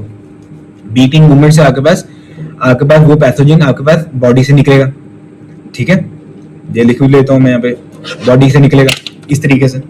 फिर आपके पास फेडरल बुक लिखती है कि नेजल टर्बुलेंस मैकेनिज्म भी होता है आपका। आपके बाद मैं आपको रिस्पायरेटरी चैप्टर में बता चुका हूँ, जिसमें मैंने एक रीजन बताई थी, एक रीजन मैंने अभी आपको बतानी है, वहां पे मैं आपकी रीजन आपको नहीं बताई थी क्योंकि यहाँ पे आपको समझ आनी थी वो वाली बात। ये देखो, ये आपका वेस्टिब्यूल्स है, ये आपके पास नेजल, जो आपका ये नेजल कैविटी है ना, नेजल कैविटी की जो आपके पास कार्टिलेज जो बोन्स होती है वो प्रोजेक्शन प्रोवाइड कर रही होती है इसको, और जिसकी वजह से आपके पास ये जो है पाथवेज बनते हैं, समझ लो बंदा के रास्ते बन जाते हैं, इस रास्ते को कहते हैं टर्मिनेट्स। तो ये आपके पास इंफीरियर टर्मिनेट है, ये मीडियन, ये आपके पास सुपीरियर टर्मिनेट। अब जैसे कि नाक में भी आपको ये देखो नजर आ रहा है। अब होता क्या है, एक सीधी रोड है, एक ये इस तरह से जो है टेढ़ी मेढ़ी रोड है। फायदा क्या है बताओ? हवा आएगी, आपने फिजिक्स में कॉन्सेप्ट पढ़ा है, laminar flow, turbulent flow. Ideal flow कौन सा है? Laminar flow. मतलब कि चीज जो है ये मॉलिक्यूल है, ये अगला मॉलिक्यूल है, मतलब कि जो मॉलिक्यूल गुजर चुका है उससे पिछला मॉलिक्यूल उसी पाथवे पे चलेगा जो कि पहला मॉलिक्यूल जिस पाथवे पे चल चुका है। This is laminar flow, straight line. Turbulent flow ऐसा नहीं है, मतलब कि ये मॉलिक्यूल है, ये इधर जा रहा है, ये मॉलिक्यूल इधर जा रहा है, उधर टेढ़ा मेरा पाथवे, टर्बुलेंट फ्लो। ठीक है, आपके पास जो बॉडी है उसमें भी एयर का पैसेज जो है वो टर्बुलेंट है, वो लैमिनार नहीं है। सवाल पता आएगा कि सर ऐसा फायदा फिर लैमिनार फ्लो होना चाहिए कैसे? आराम से स्मूथ एयर जो है वो जाए, आराम से जाए, कोई रेजिस्टेंस कम होनी चाहिए। ये क्यों है? इसको आपके पास समझोगे आप नेसल टर्बुलेंस मैकेनिज्म से। देखो हवा में जो है ना, आपके पास एयर जो इंटर होती है वो सीधी नहीं जाती, बल्कि आपके पास इनको कंकरे भी कहते हो, कंकरे भी मौजूद होते हैं जो कि आपके पास टर्बुलेंट फ्लो बना देते हैं। अब ना तीन चीजें होती हैं जो हवा के अंदर ना, तीन तरह के पार्टिकल्स आप डिवाइड कर लो। आपके पास लार्ज पार्टिकल्स मौजूद होते हैं जो कि फैडली बुक लेती है ग्रेटर देन 6 माइक्रोमीटर। आपके पास कुछ और पार्टिकल होते हैं जो कि आप लिख लो मॉडरेट साइज के, ठीक है, जो कि आपके पास लाइक 1 to 5 माइक्रोमीटर के। और आपके पास होते हैं कुछ बहुत ज्यादा स्मॉल साइज के पार्टिकल्स जो कि होते हैं लेस देन 1 माइक्रोमीटर। अब जो लार्ज पार्टिकल्स होते हैं, अब हवा जा रही है, अगर सीधी जाएगी तो वो पार्टिकल भी सीधा सीधा जाते जाते लंग्स तक पहुंच जाएगा। Lungs are very delicate. अगर इस तरह से ये हवा आ रही है, इसको यहाँ पे रास्ता मिलेगा, फिर उसको जाना पड़ेगा, यहाँ पे उसको चकराएगी, यहाँ टकराएगी, यहाँ टकराएगी, पार्टिकल यहीं पे रुक जाएगा, लार्ज पार्टिकल यहीं रुक जाएंगे, आ जाएंगे नहीं। कितनी प्यारी बात है, ठीक है, जो आपने जिसने बनाया है आपको, ठीक है, चाहे जो भी है, कोई है तो सही ना, उसने आपको खूबसूरत बनाया। This is called beauty. एक आर्टिस्ट की नजर से आप देखो, आंख वेखन होने वाली होनी चाहिए, जो मैं बार बार कहता हूँ। आंख वेखने वाली होगी तो आप देख लोगे, ठीक है। वो आपको उसने बेहिसाब दिया है आपको। छोड़ दे तस्वीर को गिन गिन के पढ़ना इकबाल, उससे क्या हिसाब जो बेहिसाब देता है, राइट। तो देखो पार्टिकल रुक जाएंगे, जो छोटे पार्टिकल्स होंगे ये आपके पास गुजर जाएंगे, जाहिर सी बात है, छोटे पार्टिकल फिर भी गुजर गए। छोटे पार्टिकल आ गए भाई, ये ट्रैकिया के अंदर आपके पास प्राइमरी बोंका है, ये आपके पास इस पॉइंट पर कहते हो साइसिना बाइफर्केशन, यहाँ पे आ गए। अब यहाँ पर ये इसको कहते हो आप ग्रेविटेशनल प्रेसिपिटेशन। ग्रेविटी की वजह से पार्टिकल आ तो गया है, मतलब कि यहाँ पे ये बाइफर्केशन होती है, मैंने आपको समझाया था रेस्पिरेशन चैप्टर में भी। ये पार्टिकल आ गया यहाँ पे बाइफर्केशन में, ग्रेविटी उसको नीचे पुल करिए, यहाँ पे रुक जाएगा इस बाइफर्केशन में, ठीक है। जब ये ट्रैकिया डिवाइड होगा इनटू प्राइमरी बोंका है, रुक जाएगा यहाँ पे, ठीक है। इसको कहेंगे छोटे पार्टिकल। जो बिल्कुल छोटे पार्टिकल होंगे वो इंटर हो जाएंगे ये, लेकिन वो भी एल्वियल डक्ट की, एल्वियोलाई की वॉल में जाके वहां पे भी म्यूकस होगा, वहां पे स्टिक हो जाएंगे, और म्यूकस के सीरियसली सेल्स हैं वो इस तरह से मूवमेंट करके, स्वीपिंग मूवमेंट करके उसको बॉडी से निकाल देंगे। ये है आपके पास नेजल टर्बुलेंस मैकेनिज्म। और इसके अलावा क्या है? इसके अलावा आपके पास स्नीजिंग मैकेनिज्म। मैं आपको स्नीजिंग और लाइक मैं आपको ये बता चुका हूं उसमें वाले रिस्पायरेशन वाले चैप्टर में। स्नीजिंग, इसमें चौथा पॉइंट ऐड कर लो, स्नीजिंग रिफ्लेक्स। क्या आपके पास अगर ये छोटे छोटे पार्टिकल जो मौजूद हैं, ये आपके पास जो एल्वियोलाई तक पहुंच चुके हैं, वो क्या करोगे? अगर वो पहुंच चुके हैं तो आपके पास जब आप स्नीज करोगे, आप रैपिड एक्सहेल करोगे विद द क्लोजर ऑफ ग्लोटिक्स जो कि रेस्पिरेशन में आपको ये समझा चुका हूँ मैं बातें, तो आपके पास वो पार्टिकल प्रेशर की वजह से निकल जाएगा, ठीक है। या फिर जब आप एक्सहेल करोगे तो आप ज्यादा जोर से एक्सहेल करोगे तो वो निकल जाएगा, ठीक है। तो ये बातें हमने याद रख लेनी है। अच्छा, सवाल पैदा जो होता है ना, ये वाले पार्टिकल्स फिर ऐसा ऐसा, क्योंकि यहाँ पे सिलेटेड सेल मौजूद है, ये इसको बॉडी से निकाल देंगे स्वीपिंग मूवमेंट से। लेकिन कुछ होते हैं जो कि बिल्कुल स्टिकी होते हैं, थिक होते हैं, जैसे कि रिस्पायरेशन वाले चैप्टर में आपको बताया था टार, स्मोकिंग वाले चैप्टर में स्मोकिंग में आप पढ़ाए थे टार, जो कि थिक होता है, जो कि वो निकलता ही नहीं है बॉडी से, वहीं पे जमा रहता है, जिसकी वजह से आपके पास एल्वियोलाई वो बनते हैं इनका large volume but small surface area. ये मैं आपको बता चुका हूँ रिस्पायरेशन वाले chapter. Then we are moving towards our second line of defence. भाई साहब, अच्छा यहाँ पे ना एक चीज मैं ऐड करना चाहता हूँ, I just want to add a thing here, why it is, बल्कि मैं क्वेश्चन को लिखना, why it is better to breathe through nose than mouth. Respiration में आप बता चुका ना, नाक से सांस लेना और मुंह से सांस लेना क्यों जरूरी है, कोई सवाल पूछ ले आप जवाब दे दोगे, ये 3 रीजन दो। पहली बात तो कोई पैथोजन आपकी बॉडी से, क्योंकि आपके मुंह से लोगे तो मुंह से आपके पास वही वाला ये नेजल टर्बुलेंस और ये आपके पास हेयर जो आपके पास में मौजूद है, ठीक है। मुंह में तो आपके पास हेयर नहीं है ना, तो ये आपका रुकेंगे नहीं, बॉडी ट्रैकर के अंदर जा सकते हैं जो डस्ट पार्टिकल्स हैं, जो बड़े पार्टिकल्स हैं, ये रीजन। दूसरी रीजन आप दोगे वो वाली जो मैं आपको सीबम में बता चुका हूँ, भाई बहुत खूबसूरत बॉडी ये वाली, लुब्रिकेट, जो आपके पास थिक होगा। देखो आप मुंह से सांस लेते हो ना, कभी इमेजिन करो मुंह से सांस लो, थोड़ी देर मुंह से सांस लोगे, आपका जो गला है वो सूखना स्टार्ट हो जाएगा, ठीक है, खुश्क होना स्टार्ट हो जाएगा। This is not good for your body. क्यों? मैं आपको बता चुका हूं कि जो सूखी लकड़ी होगी वो जल्दी टूट जाती है। एल्वियोलाई अगर सूखे बड़े होंगे, यही तो रीजन है कि क्यों एल्वियोलाई की वॉल किसको सराउंड करती है, किसने सराउंड करता है, सरफेक्टेंट ने, जो कि डिटर्जेंट केमिकल है, रिस्पायरेशन वाले चैप्टर में बता चुका हूं, जो कि सरफेस टेंशन को कम करती है। अगर ये खुश्क हो जाए, सरफेस टेंशन ड्राई हो जाए, एल्वियोलाई कोलैप्स कर जाएंगे। इसका क्या मतलब है, रिस्पायरेशन चैप्टर में बता चुका हूं। So that's why it's better to breathe. और उसके अलावा आपके पास जो एयर इंटर हो रही होती है, ये थर्मो रेगुलेशन में बता चुका हूं मैं आपको, होमियोस्टेसिस में एयर इंटर होती है वो वार्म हो जाती है, मॉइस्ट हो जाती है, और ये ज्यादा जरूरी है फॉर बेटर आपके पास बॉडी मैकेनिज्म्स, ठीक है। अब हम चलते हैं आगे, second line of defence. Second line of defence भाई साहब ये बड़ा मजे का है। पैथोजन जो है बड़ा खतरनाक है, उसने जो है आपकी जो है स्किन को पेनिट्रेट कर लिया, बाकी सारे मैकेनिज्म को पेनिट्रेट करके आपकी बॉडी के अंदर आ चुका है। हाय हाय हाय हाय हाय, अब क्या होगा? अब भी रोकेंगे नहीं आपके सेकंड लाइन ऑफ डिफेंस, जो कि अगेन नॉन स्पेसिफिक है, हर के खिलाफ एक ही होगा, ये छोड़ेगा नहीं। कैसे नहीं छोड़ेगा सर? अभी पता लग जाता है। आपके पास किलिंग सेल्स हैं ब्लड के, जो कि उसको रोक देंगे।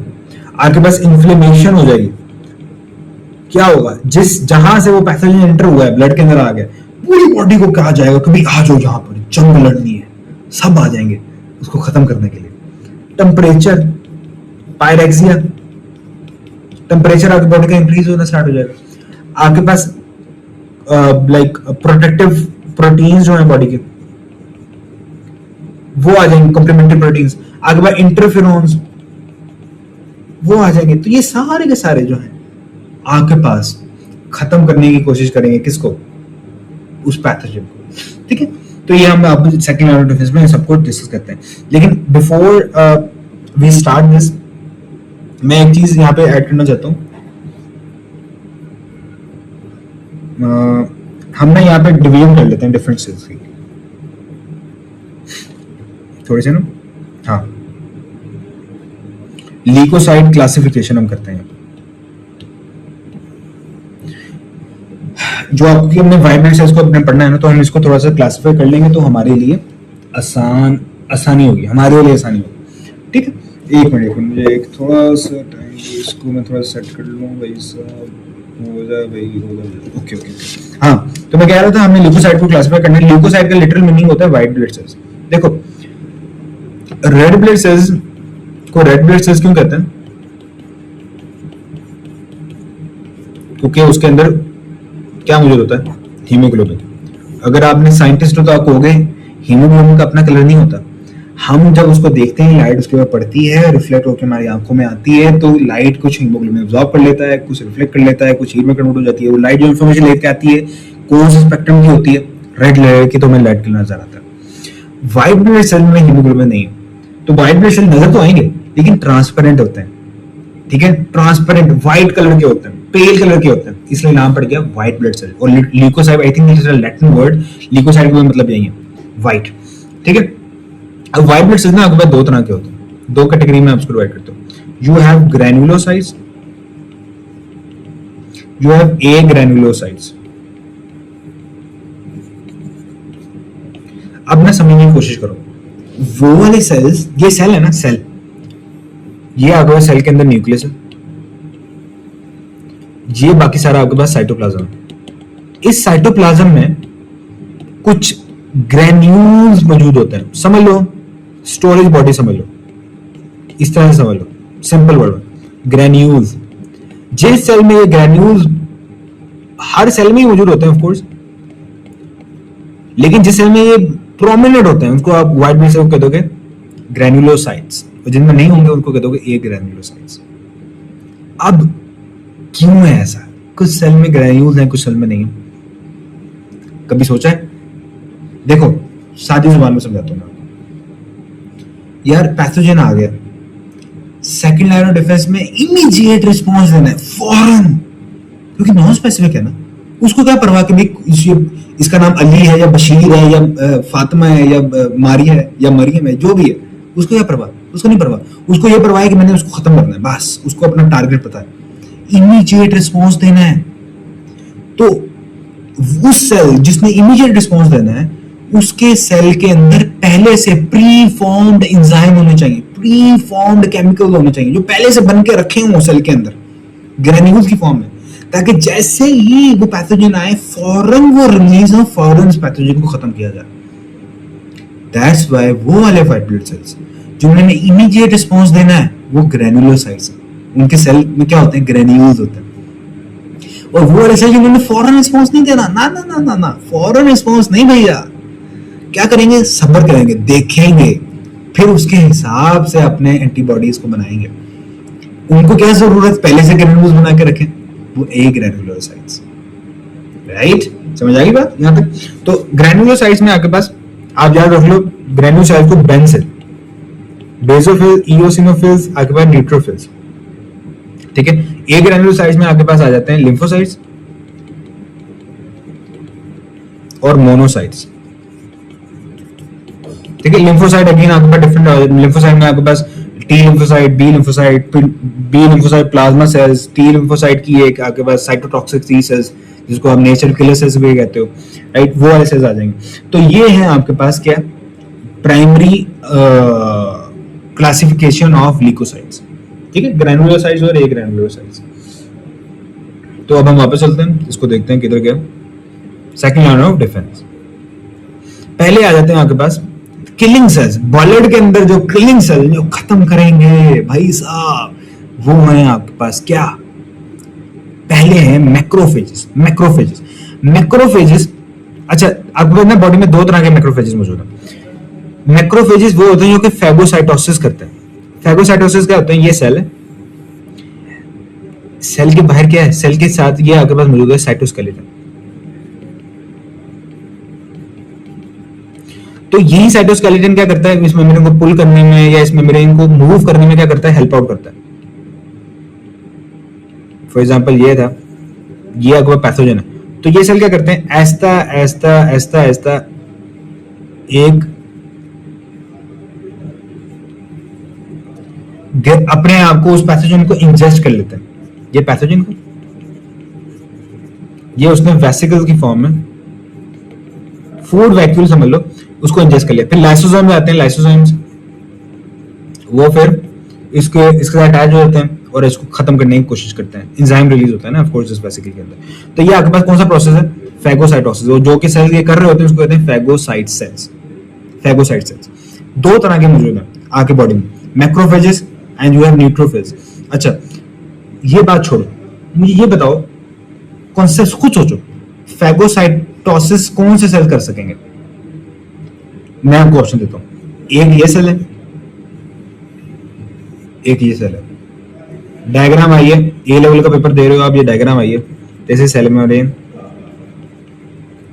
This is cell wall, this is cell membrane. वो पूछता है कौन सा इन दोनों में से सेल फेगोसाइटोसिस कर सकेगा? जल्दी जवाब दो। द आंसर इज ये वाला, ये वाला नहीं। अब भी बताया कि फेगोसाइटोसिस करने के लिए मेम्ब्रेन में इन्वेजिनेट होना है, मूव होना है, साइटोप्लाज्मिक स्ट्रीमिंग होनी है, साइटोस्केलेटन में उसको हेल्प आउट करना है।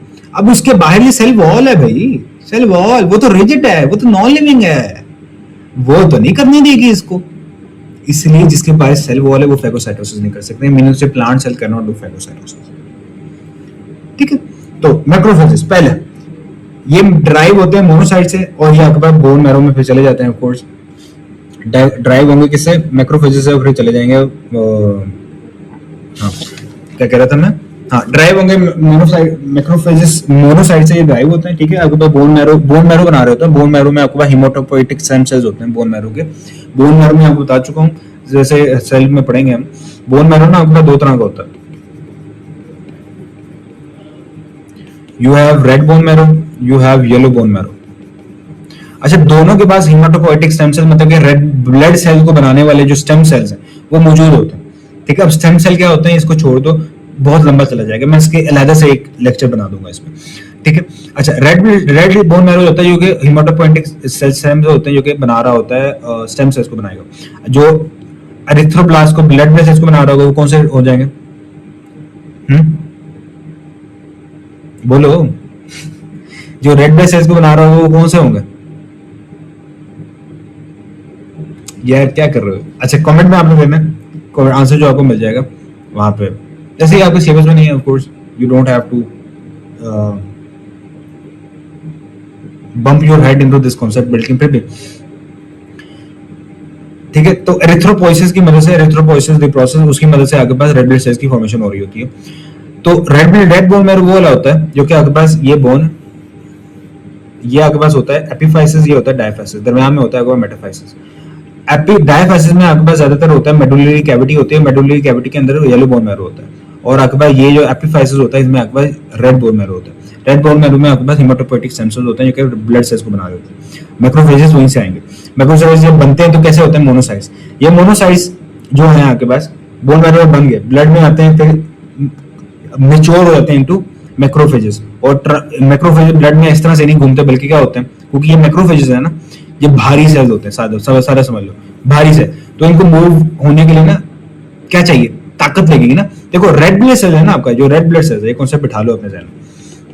RBCs are non motile, RBCs खुद मूव नहीं करते, आरबीसीज मूव नहीं करते रेड ब्लड सेल्स। फिर कौन मूव हो रहा है? यही आपका पंपिंग ऑर्गन जो है ब्लड, जो कि प्रेशर दे रहा है, हाइड्रोस्टैटिक प्रेशर देता है।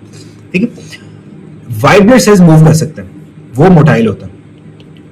ठीक है, तो मोटाइल होने के लिए एनर्जी वो ज्यादा लगाएंगे, जाहिर सी बात है। तो मैक्रोफेजेस को भारी सेल है, तो वो क्या करते हैं, वो कुछ ऑर्गन में जाके ट्रांसफर हो जाते हैं। वो क्या कहते हैं कि बॉडी में जब तुम्हें मेरी जरूरत पड़े, तेनू मेनू जरूरत पड़े तो मैनू बुला ले, मैं आ जाऊंगा।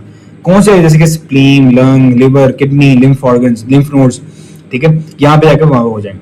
लेकिन ये सिर्फ और सिर्फ फेगोसाइटोसिस नहीं करता, बात समझने की कोशिश करना। ये सिर्फ और सिर्फ फेगोसाइटोसिस नहीं करते, ना ना ना ना।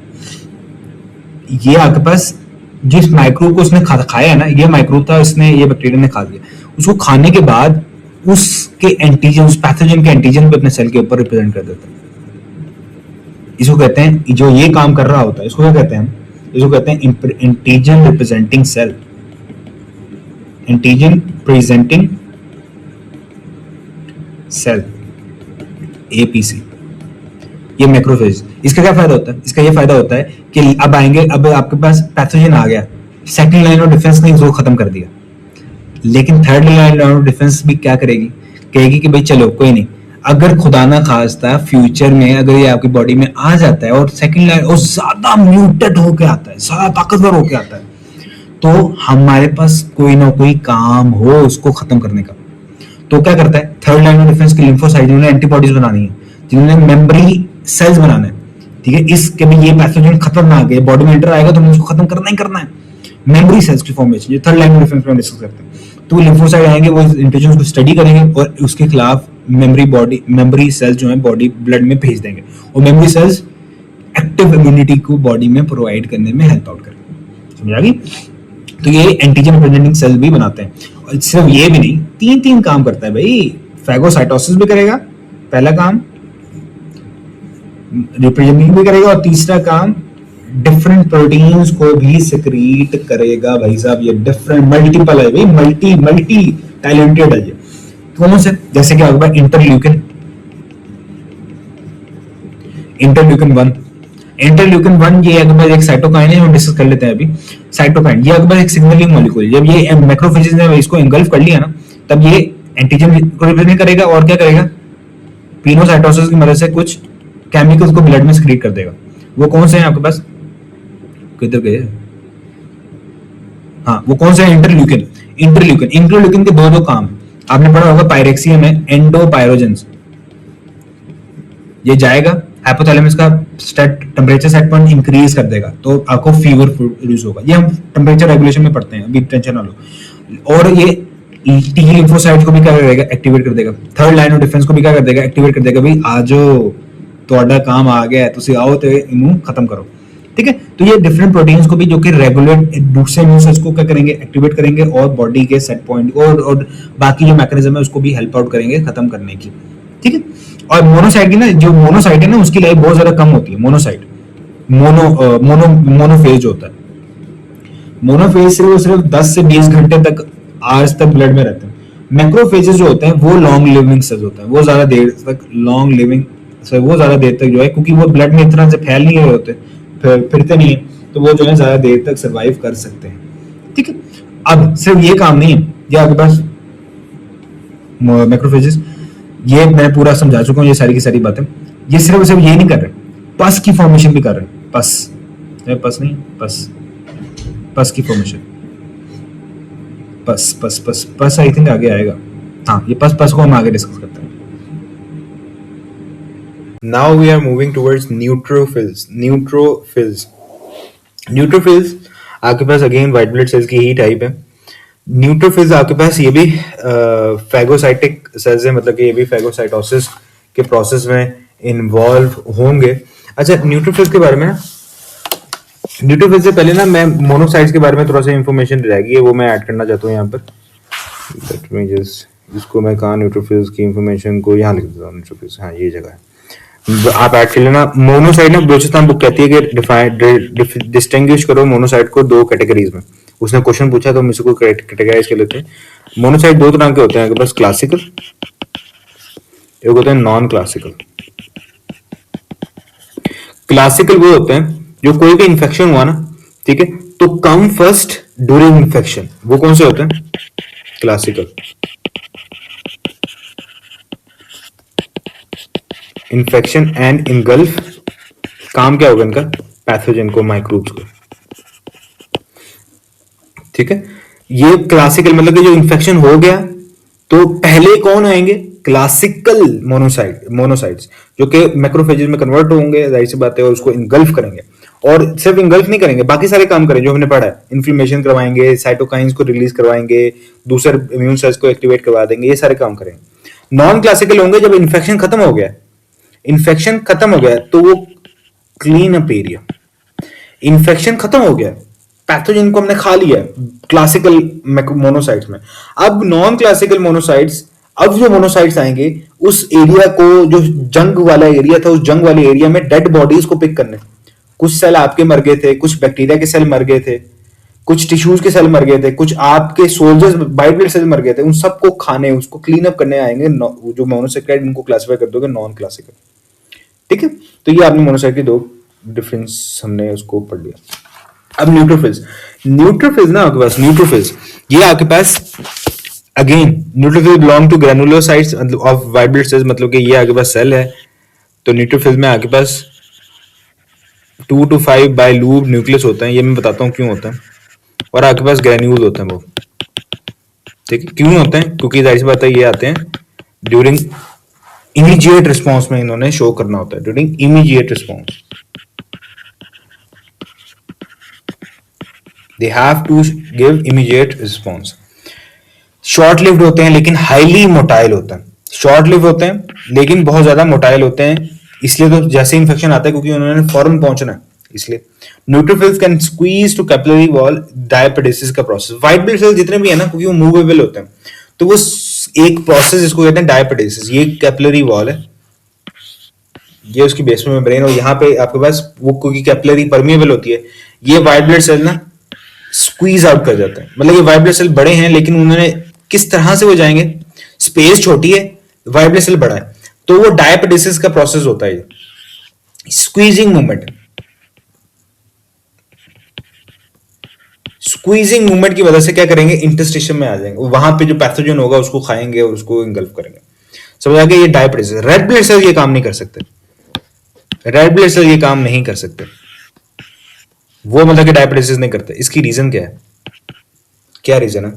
Neutrophils are 2 to 5 times greater than red blood cells. Red blood cell छोटा है, न्यूट्रोफिल बड़ा है, व्हाइट ब्लड सेल बड़ा है।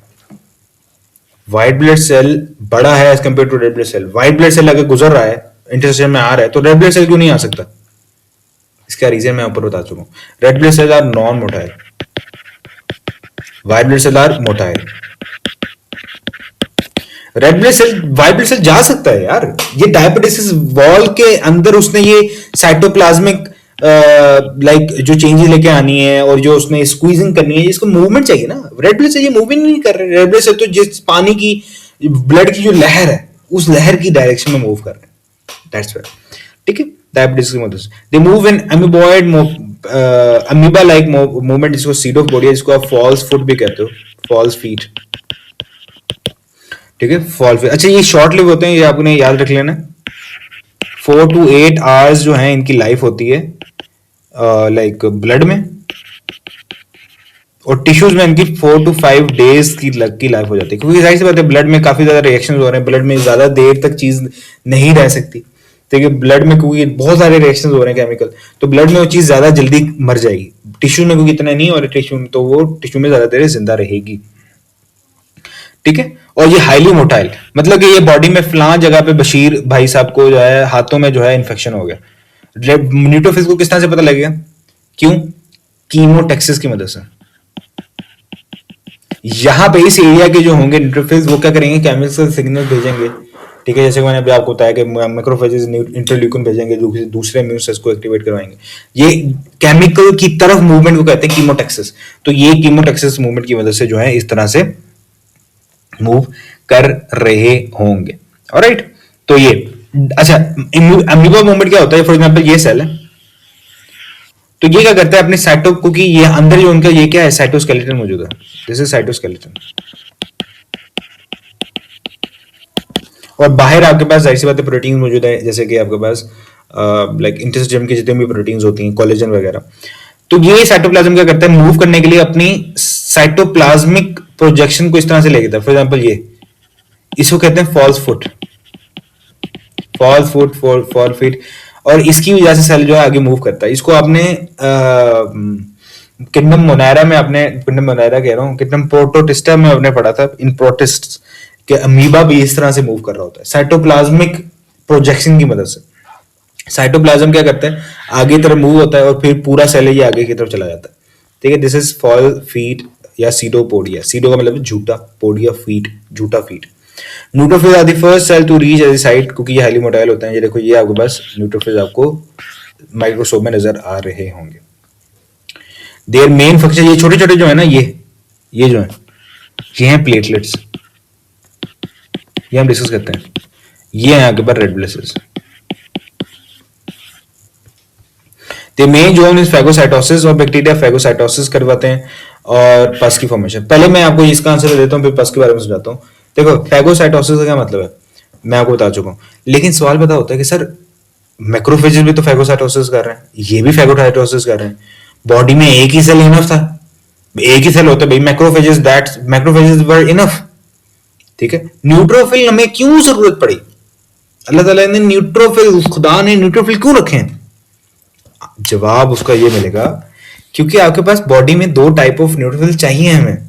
एक देखो, आपको चाहिए एक वो सेल जो कि शॉर्ट लिव्ड हो लेकिन फास्ट हो, दूसरे जो कि लॉन्ग लिव हो लॉन्ग लिविंग हो, लॉन्ग लिविंग लेकिन स्लो हो, ताकि वो डेब्री को, जो जंग के बाद चीजें रह गई हैं, डेब्री को और पस को खत्म कर सकें। पस क्या होता है बताता हूं। मैक्रोफेजेस ये काम करता है, लेकिन फास्ट रिस्पॉन्स के लिए न्यूट्रोफिल्स होते हैं। इसलिए आपके पास दो तरह के मैक्रोफेजेस आपको चाहिए। समझ आ गई बात? ओके। स्लो क्यों होते हैं? क्योंकि जाहिर सी बात है मैक्रोफेजेस आर हैवी सेल, इस तरह से समझ लो, भारी सेल है। पस क्या होती है? देखो,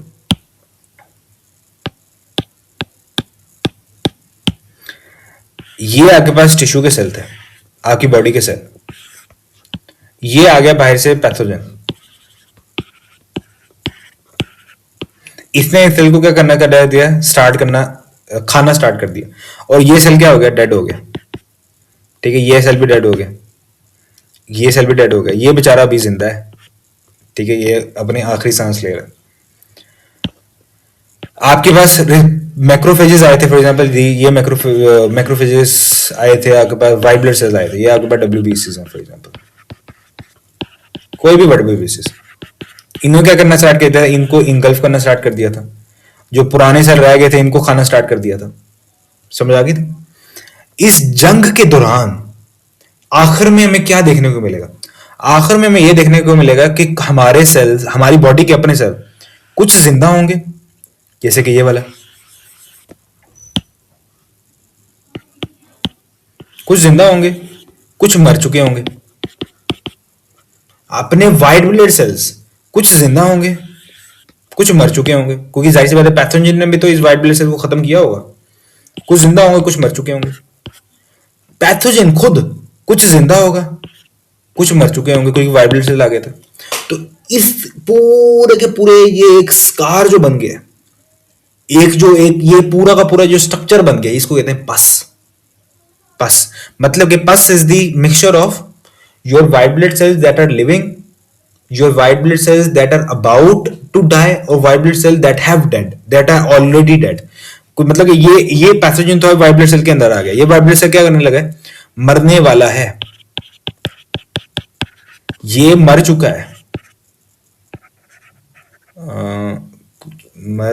मर गया, ये लिख लेता हूं, मर गया है, और ये जिंदा है।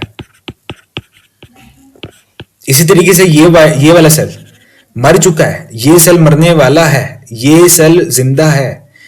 पैथोजन मर चुका है, एक जिंदा है, एक मरने वाला है। इस पूरे के पूरे मिक्सचर को कहते हैं पस। पस, और ये जंग के आखिर में जो है प्रोड्यूस होता है।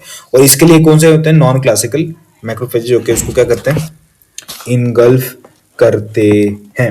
ऑलराइट, तो ये बातें आपको ने याद रख लेनी है। न्यूट्रोफिल, लाइसोसोमल एंजाइम भी होते हैं न्यूट्रोफिल्स के पास। किस तरीके से न्यूट्रोफिल करता है, खाता है, क्योंकि इसके बाद लाइसोसोमल एंजाइम होते हैं। ये सेल के अंदर जो है पैथोजन इंटर हो गया, लाइसोजाइम फिर मैंने आपको ऊपर समझा चुका हूँ, उसकी वैक्यूल से मिलेंगे, उसको डाइजेस्ट करेंगे, किल कर देते हैं और प्रमोट करते हैं इन्फ्लेमेशन को। इन्फ्लेमेशन किस तरह से करते हैं वो हम आगे डिस्कस करते हैं। फिर आ जाते हैं natural killer sales. Natural killer sales आपके पास टाइप होते हैं लिम्फोसाइट्स के, मतलब कि इनका जो यही जिस स्टेम सेल से मिलके हैं वो भी आपके पास लिम्फेटिक स्टेम सेल्स होते हैं। ठीक है, लिम्फोइड स्टेमटैटिक सेल्स होते हैं, जो कि lymphatic cells, T cells, B cells, इनको बनाना होता है। और ये नेचुरल सेल्स, किलर सेल्स भी उन्हीं स्टेम सेल्स के मिलकर बने होते हैं। ठीक है, लेकिन ये ट्रू जो है टी लिम्फोसाइट नहीं है, क्योंकि टी लिम्फोसाइट वो चीज है, ये क्योंकि लिम्फेटिक स्टेम सेल से मिलकर बने होते हैं, इसलिए आपके पास लाइक लिम्फेटिक सेल्स होते हैं। ठीक है, ऑलराइट, एक मिनट देख लेने दो। हाँ, क्योंकि ये क्या कैसे मिलकर बने होते हैं, लिम्फोइड स्टेम सेल से मिलकर बने होते हैं, इसलिए इसको हम क्या कहते हैं, lymphatic cells, white blood cells. ठीक है, ये इनेट इम्यूनिटी को प्रोवाइड करते हैं। Innate immunity, innate by birth जो होती है। Natural killer cells do not directly attack invading cells. अच्छा, ये वाले सेल जो है ना, इनमें और बाकी सेल में क्या फर्क है, ये आपके पास पैथोजन है फॉर एग्जांपल। ठीक है, ये आपके पास एक पैथोजन है। ठीक है, अब इस पैथोजन को डायरेक्टली जो सेल खाने की कोशिश करेगा ना, वो होंगे आपके पास मैक्रोफेजेस।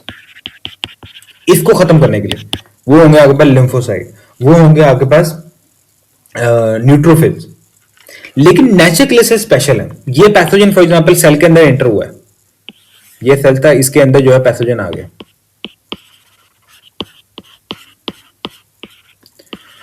इस इन्फेक्टेड सेल को नेचुरल सेल खाएंगे। मतलब कि डायरेक्टली पैथोजन को अटैक नहीं कर रहे हैं, किसको अटैक कर रहे हैं? उस सेल को जिस सेल पर पैथोजन ने अटैक किया। तो ये किसको अटैक करते हैं? टारगेट करते हैं वायरस इन्फेक्टेड बॉडी सेल्स या पैथोजन इन्फेक्टेड बॉडी सेल्स या कैंसरस सेल्स, मतलब कि वो वाले सेल्स जो कि आपके पास इन्फेक्टेड सेल्स हैं, कैंसरस सेल्स हैं, उनको खाना स्टार्ट करते हैं। और इसी वजह से आपके पास लाइक हेल्प होती है बॉडी से, कैंसर को खत्म करने की कोशिश करते हैं। अच्छा, ये इनको किस तरह से पता लगता है कि सर आपके कैंसर सेल में क्या होता है? Cancer cell is nothing but आपके पास ज्यादा डिवीजन होती है आपके सेल की, ठीक है। Uncontrolled division of your body cells is called cancer.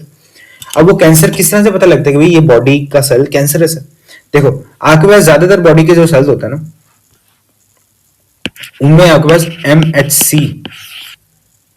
MHC1 जो है रिसेप्टर्स आपके पास मौजूद होते हैं। ये क्या होते हैं बताता हूं मैं आपको। मेजर हिस्टोकम्पेटिबिलिटी कॉम्प्लेक्स प्रोटीन्स 1 आपके पास मौजूद होती है, ठीक है। ये रिसेप्टर आपके पास सेल के ऊपर मौजूद होता है। ज्यादातर बॉडी सेल, तमाम बॉडी सेल के ऊपर ये होता है। जो इन्फेक्टेड सेल होते हैं ना, ये कैंसर सेल्स होते हैं, उनमें ये नहीं होता, ठीक है। तो नेचुरल किलर सेल्स क्या करते हैं? इसको रिकॉग्नाइज करते हैं। अगर ये मौजूद है तो इसका मतलब बॉडी का नॉर्मल सेल है। अगर नहीं तो नेचुरल किलर सेल्स साइटोकाइंस को रिलीज करेंगे। साइटोकाइंस क्या होता है मैं बताता हूं आगे। साइटोकाइंस को रिलीज करेंगे या फिर तो इस इन्फेक्टेड सेल को खत्म करने की कोशिश करेंगे। समझ आ गई बात? ओके। अच्छा, अब ये किस तरीके से किल करते हैं? ये किल करते हैं ड्यूरिंग साइटोटॉक्सिक प्रोटीन्स को प्रोड्यूस करते हैं। साइटोटॉक्सिक प्रोटीन को रिलीज करके क्या करते हैं? ये वो बैक्टीरिया था, ये आपके पास यहाँ पे थे natural killer sales. Natural killer sales क्या करेंगे? कुछ स्पेशलाइज्ड प्रोटीन्स को क्रिएट करते हैं, इनको कहते हैं परफोरेंस। ये परफोरेंस क्रिएट होल कर देता है सेल मेम्ब्रेन में। ये बैक्टीरिया का फॉर एग्जांपल सेल था, इसके अंदर इसने होल क्रिएट करना स्टार्ट कर दिया। इस होल के अंदर फिर ये दोबारा से कुछ ग्रेन्यूल्स रिलीज करता है, ग्रेनोजाइम्स, जो कि आपके पास इन होल से पास आउट करती हैं और उस बैक्टीरिया को क्या कर देती हैं? उस बैक्टीरिया को इंड्यूस करती हैं कि भाई वो अपोप्टोसिस करे, मतलब कि प्रोग्राम चल जाए, खुद ब खुद ही मर जाए, ठीक है। तो ये इस तरीके से जो है काम कर रहा होता है natural killer sales. Alright, natural killer sales इस तरह से जो है वर्क करता है अपना। यहां तक क्लियर है? कोई चीज पूछने वाली? तो they target cells by apoptosis, programme cell death. किस तरह से बता चुका हूं। They do not require prior sensitization और एंटीजन प्रेजेंटेशन, क्योंकि ये सिर्फ और सिर्फ किसको डिटेक्ट करते हैं? ये डिटेक्ट करते हैं MHC1 कॉम्प्लेक्स प्रोटीन को रिकॉग्नाइज करते हैं। अगर वो मौजूद है इसका मतलब नॉर्मल बॉडी सेल है, अगर नहीं मौजूद तो इसको इंगल्फ कर लेंगे। इनको कोई एंटीजन वगैरह की जरूरत नहीं है। After killing cell natural killer cells survive and can attack other cells, जैसे कि ये आपके पास नेचुरल किलर सेल्स, ठीक है। तो यहां तक क्लियर है? आगे चलते हैं। दूसरा अकबर यही था, अकबर मेजर जो अकबर किलिंग सेल्स है अकबर बॉडी के। अब आ जाते हैं कुछ कॉम्प्लीमेंट्री प्रोटीन्स। देखो आपकी बॉडी में ना लिवर जो है 30 के करीब जो है स्मॉल प्लाज्मा प्रोटीन को बना रहा होता है। ये प्रोटीन अगर ब्लड में होती हैं, सिंथेसाइज करते हैं लीवर से, और ये आपके पास इनएक्टिव फॉर्म में जो है मौजूद होती हैं। जब कोई इन्फेक्शन आता है तो ये एक्टिव फॉर्म में हो जाती हैं। किस तरह से होती हैं? ये आपके पास पूरा का पूरा कैस्केड जो है, ये आप पढ़ लोगे आगे आके योर MBBS, अभी उसकी जरूरत नहीं है। बट अब ये देखो कि जब एंटीजन आता है तो ये एक्टिव हो जाती हैं। और 30 है ना, एक प्रोटीन दूसरे प्रोटीन को एक्टिव करती है, दूसरी तीसरी को करती है, तीसरी चौथी को, और इस तरीके से सिस्टम चलता रहता है। मतलब कि एक प्रोटीन ने दूसरे को किया, दूसरे ने तीसरी को, तीसरी ने चौथी को, जैसे कि हीमोस्टेसिस में होता है। हीमोस्टेसिस में क्या होता है? जो क्लॉटिंग फैक्टर्स होते हैं, एक क्लॉटिंग फैक्टर दूसरे को एक्टिवेट करता है, दूसरा तीसरे को, तीसरा चौथे को, इस तरह से 13 कैस्केड रिएक्शन चलता है, ठीक है। और एट द एंड आपके पास फिब्रोनोजन कन्वर्ट हो जाता है तो फिब्रिन और क्लॉट बन जाता है। इसी तरीके से कॉम्प्लीमेंट्री प्रोटीन भी वर्क करती हैं। क्या करती हैं? ये आपके पास एक कॉम्प्लीमेंट्री प्रोटीन दूसरी को एक्टिवेट करेगी, दूसरी तीसरी को, इस तरह से रिएक्शन पूरा चलेगा। एट द एंड क्या होगा? एट द एंड ये कुछ ऐसे काम करेंगे जिसके ऐसे आपका इम्यून सिस्टम जो है एक्टिवेट हो जाएगा। वो कौन कौन से काम है? नंबर 1 आपके पास कॉम्प्लीमेंट एक्टिवेशन अकर इन कैस्केड, ये मैं आपको बता चुका हूँ। मेजर जो आउटकम होंगे वो क्या होंगे इस कैस्केड के, इस सीरीज ऑफ रिएक्शंस के, कि फैगोसाइटोसिस की ऑफ न्यूट्रोफिल्स और मैक्रोफेजेस इसको एनहांस कर देगा। किस तरीके से? ये कॉम्प्लीमेंट्री प्रोटीन्स है ना, ये एक प्रोसेस करती हैं, इसको कहते हैं ऑप्सोनाइजेशन। मतलब कि ये फॉर एग्जांपल ये पैथोजन है, इस पैथोजन पे ऊपर जाके कोई प्रोटीन अटैच कर देंगे या कुछ टैग्स लगा देंगे। आपका इम्यून सेल मैक्रोफेजेस न्यूट्रोफेज इस टैग्स को डिटेक्ट करेगा और पता लग जाएगा कि भाई पैथोजन है, तो उसको इनकल्फ कर लेगा। इस मदद से क्या करेंगी, उसकी एक्टिविटी को एनहांस करेंगी। अटैक करेंगी मोर फैगोसाइटोसिस, अट्रैक्ट करेंगी, जाहिर सी बात है ज्यादा, क्योंकि ये कैस्केड हो रहा है तो ये ज्यादा प्रोटीन ज्यादा इम्यून सेल्स को कहेगी कि भाई इस जगह पे जो पैथोजन आ गया इसको अट्रैक्ट करेंगी। Formation of membrane attack complex जो है ये बनाएगी जो कि किल करेगा पैथोजन को। ये क्या है, देखो जो है ना आपके पास मेम्ब्रेन अटैक कॉम्प्लेक्स, ये आपके पास कुछ ऐसी प्रोटीन्स हैं जो कि जब रिलीज होती हैं तो पैथोजन के प्लाज्मा मेम्ब्रेन के अंदर होल्स क्रिएट कर देती हैं, और जब होल्स क्रिएट हो जाती हैं तो वाटर एंटर होता है, वाटर जब एंटर होता है सेल के अंदर तो सेल बर्स्ट कर जाता है स्वेलिंग की मदद से। जब टर्जिट हो जाता है ना सेल, फटने वाला हो जाता है, तो ये बर्स्ट हो जाता है। ठीक है, इसकी आप वीडियो भी आपको यहाँ पे नजर आ रही होगी कि किस तरीके से जो है सेल क्या कर रहा है, अपोप्टोसिस की मदद से सेल फट रहा है, बर्स्ट कर रहा है। ठीक है, इस तरीके से क्या करता है, बस होता है। तो ये भी आपके पास कॉम्प्लीमेंट्री प्रोटीन का सिस्टम होता है। अच्छा, इंटर जो है ना perforin is not like it's not वो क्या कह सकते हैं, क्या कहने लगा था, हाँ परफोरिन इज नॉट ये इस मेम्ब्रेन अटैक कॉम्प्लेक्स में वो नहीं आती परफोरिन प्रोटीन जो भी हमने डिस्कस किया। परफोरिन इज अ डिफरेंट, यहाँ पे कुछ और प्रोटीन होती हैं। ठीक है, अच्छा यहाँ पे ना एक चीज आपने याद रखनी है कि बुक लिखती है केपी की बुक आई थिंक या पंजाब, कि भाई जब सेल के अंदर होल बन जाते हैं ना,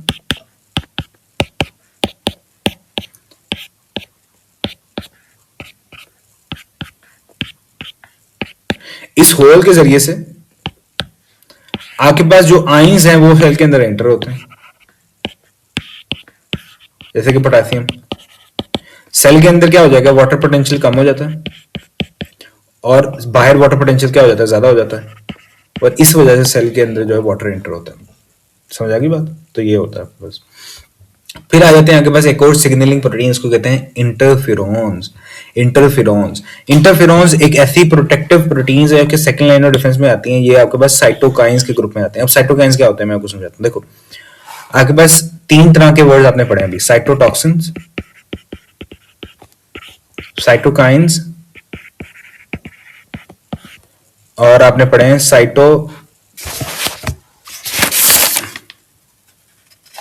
किधर गया, एक मिनट भैया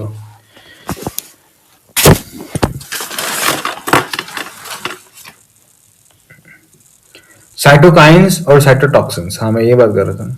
हाँ ओके, साइटोकाइंस और साइटोटॉक्सिन्स। साइटोटॉक्सिन्स वो वाली चीजें होती हैं जो कि अगर टॉक्सिक सब्सटेंसेस होते हैं, जब वो रिलीज होते हैं तो पैथोजन को क्या कर देते हैं, किल कर देते हैं। ठीक है, जैसे कि टॉक्सिन्स, जैसे कि हमने डिस्कस किया परफोरिन्स, ठीक है परफोरिन्स, जैसे कि ग्रेनोजाइम्स, ये सारे क्या है साइटोटॉक्सिन्स। साइटोकाइंस जो है ना ये आपके पास सिग्नलिंग मॉलिक्यूल है, सिग्नलिंग मॉलिक्यूल्स। ये जब रिलीज होते हैं तो दूसरे वाइब्रेट सेल को सिग्नल भेजते हैं कि भाई आ जाओ, पैथोजन आ गया, अब इसको खत्म करना। ये 2 तरह के आप डिफरेंट आ जाते हैं। आपने जो आपने पढ़ने वो आपके पास एक इंटरफेरोन्स है, सिग्नलिंग मॉलिक्यूल है, दूसरे को एक्टिवेट करेंगे आपके पास इंटरल्यूकिन है, जिन 2 से आपका वाक़ा पड़ेगा। इंटरल्यूकिन भी आपने डिस्कस किया, इंटरल्यूकिन 1 जो मैक्रोफेजेस रिलीज करते हैं, और इंटरफेरोन अभी हम डिस्कस करने हैं। इंटरल्यूकिन 2 भी हम करेंगे थोड़ा पता, बट यहाँ तक तो इसको अच्छे से याद रख लो। तो इंटरफेरोन्स ये आपके पास होते हैं cytokines. Cytokines are molecules that are for cell to cell communication. ठीक है, अच्छा ये इंटरफेरोन्स होते हैं सिर्फ फॉर वायरल इन्फेक्शंस, ये याद रख लेना, फॉर वायरल इन्फेक्शंस होते हैं, वायरस अटैक होगा तब ये रिलीज होता है। ठीक है, are released by the host cell in response to virus replication. They are named by the ability to interfere. ये आपके पास जाहिर सी बात है, इंटरफेयर करना तो इंटरफेरोन्स। ठीक, अच्छा एक्शन की बात की जाए ना तो इंटरफेरोन्स, केपी की बुक आई थिंक लिखती है कि इंटरफेरोन्स आपके पास ना दो टाइप्स के होते हैं। टाइप 1 होते हैं इंटरफेरोन्स, एक होते हैं टाइप 2 इंटरफेरोन्स। टाइप 1 इंटरफेरोन्स मजीद आपके पास होते हैं 2 तरह के, अल्फा इंटरफेरोन्स और बीटा इंटरफेरोन्स, और टाइप 2 में आपके पास आ जाता है सिर्फ गैमा इंटरफेरोन्स। आज समझने की कोशिश करना ये करते क्या है। इंटरफेरोन जो अल्फा है ना वो आपके पास रिलीज होता है वाइट ब्लड सेल से, और इंटरफेरोन जो बीटा है वो आपके पास फिब्रोब्लास्ट सेल्स जो है वो रिलीज कर रहे होते हैं। गैमा इंटरफेरोन जो है ना आपके पास टी लिम्फोसाइट और नेचुरल किलर सेल्स वो रिलीज कर रहे होते हैं।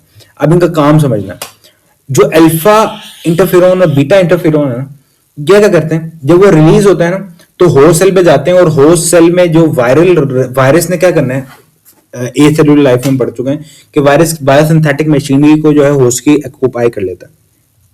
ऐसे है कि नहीं है? तो ये क्या करेगा, ये क्या करेंगे, फॉर एग्जाम्पल ये अगर बस एक होस्ट सेल है, ठीक है, होस्ट सेल, ये आपके पास फॉर एग्जाम्पल ये कोई वाइट ब्लड सेल है, वायरस आया,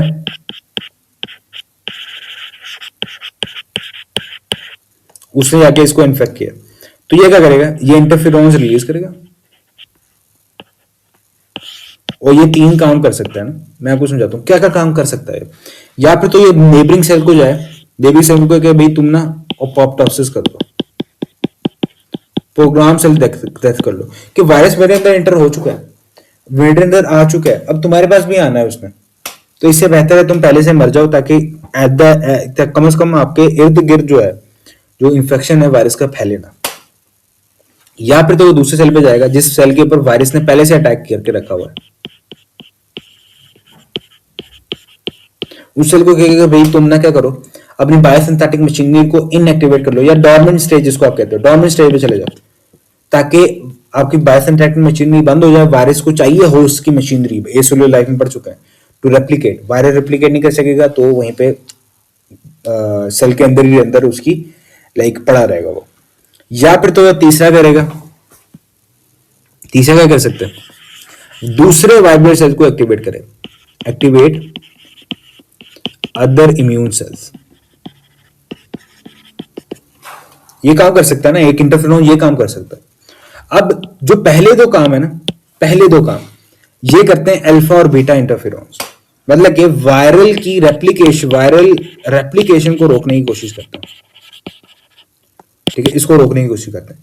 गैमा इंटरफेरोन्स दूसरे WBCs को एक्टिवेट करता है, उनको बुलाता है, जैसे कि आपके पास नेचुरल आपके पास मैक्रोफेजेस, उनको जाके क्या करता है, एक्टिवेट करता है, ठीक है। तो ये आपके पास क्या काम होगा, ये आपके पास होगा गैमा का, ये आपके पास अल्फा बीटा इंटरफेरोन, समझ आ गया। तो ये इंटरफेरोन्स का क्या दे रहे हैं, एंटी वायरल रिस्पॉन्स, ये होता है इनका काम करने का तरीका। ओके, ये क्लियर है यहाँ पे, कोई कम, ठीक है, कोई कम, क्या बोल रहा हूँ। ऑलराइट, तो अब हम आगे चलते हैं, इन्फ्लेमेटरी। अच्छा, इंटरफेरोन्स के बारे में ना एक आपने चीज पढ़ी हुई है वायरसेस में, चलो मैं यहाँ पे आपको ऐड कर देता हूँ कि हेपेटाइटिस जो है ना, हेपेटाइटिस बी और सी की ट्रीटमेंट में आपने पढ़ा था कि अल्फा इंटरफेरोन्स जो है आपने उनको दिए जाते हैं, याद है इंटरफेरोन्स, ये जब रिलीज होते हैं, इंटरफेरोन्स क्या करता है, वायरल रेप्लिकेशन को रोकना, एंटी वायरल है, ये जाता है एंटी वायरल रिस्पॉन्स आपके सेल का कर देता है, एक्टिवेट कर देता है। इसके केस में क्या होता है, ये इनके केस में आपके पास ये जाएगा सेल को कहेगा अभी अपनी बायोसिंथेटिक मशीन, और मैंने सारी चीजें बताया, अपनी बायोसिंथेटिक मशीनरी को बंद कर दे, या अपॉप्टोसिस कर दे, या फिर तो डोरमेंट स्टेज पे चला जा, ठीक है। तो ये काम करेगा, और जिसकी वजह से आपके पास वायरल की रेप्लिकेशन रोकी जा सकती है, ठीक है। या फिर तो ये लिवर के सेल पे भी जाएगा, लिवर के सेल को जाएगा, वहां पे एक्टिवेट करेगा वो जीन्स को, जो कि आपके पास जो कि एक्टिवेट करेगा उन जीन्स को, जो कि आपके पास वो प्रोटीन्स बनाएंगी जो कि वायरल की रेप्लिकेशन को स्टॉप करने के लिए इंपॉर्टेंट है, उन प्रोटीन्स को बनाने में हेल्प आउट करेगा, ठीक है। तो ये इस तरीके से मतलब एंटी वायरल है, बस वायरल की रेप्लिकेशन को इसने रोकना है, अल्फा और बीटा ने, गैमा ने दूसरे वाइट ब्लड सेल को एक्टिवेट करना, ओके। अब हम आगे चलते हैं, इन्फ्लेमेटरी रिस्पॉन्स। जब भी कोई इन्फेक्शन आता है तो आपके पास, आपने देखा होगा, इन्फ्लेमेशन भी हो जाती है, ठीक है। इन्फ्लेमेशन ये आपके पास लोकलाइज भी हो सकती है, सिस्टमैटिक भी हो सकती है, मतलब कि पूरी बॉडी, डिफरेंट बॉडी के पार्ट में भी फैल सकती है, या एक ही पार्ट हिस्से में भी हो सकती है। ये कॉज होती है by the infectious micro organism और बाय पासिंग फिजिकल इंजरी। जब आपके पास क्या होता है, होता क्या है, जब आपके पास फॉर एग्जांपल ये आपके पास स्किन की लेयर है जहां पे पैथोजन ने आके अटैक किया, तो वो सेल जो है आपके पास, बॉडी को पता लग गया, बॉडी क्या करती है, आपके पास वेजोडायलेटर्स को सीक्रेट करती है। वेजोडायलेटर क्या होते हैं, थर्मोरेगुलेशन में बताया मैंने आपको, होमियोस्टेसिस में, कि ब्लड वेसल क्या करने जाते हैं, डायलेट कर जाते हैं। वो डायलेट करते हैं, ज्यादा ब्लड जो है यहाँ से निकलता है, ब्लड कैपिलरी मोर परमिएबल हो जाती है।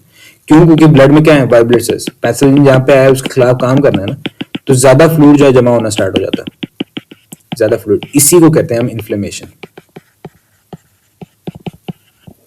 इन्फ्लेमेशन, इसी को कहते हैं हम इन्फ्लेमेशन।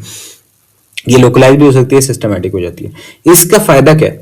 इसका फायदा तो यह है कि टेम्परेचर उस एरिया का बढ़ जाता है, वो एरिया आपको रेडिश नजर आता है, उस एरिया में आपको पेन महसूस होती है, ठीक, लाइक ये वाला वो एरिया आपका फंक्शन को लूज दे देता है, लॉस ऑफ फंक्शन, ये सारे उसके करेक्टरिस्टिक्स हैं, ठीक है। अच्छा, टेम्परेचर का इंक्रीज करने का क्या फायदा है, ये हम टेम्परेचर में भी हम पढ़ते हैं।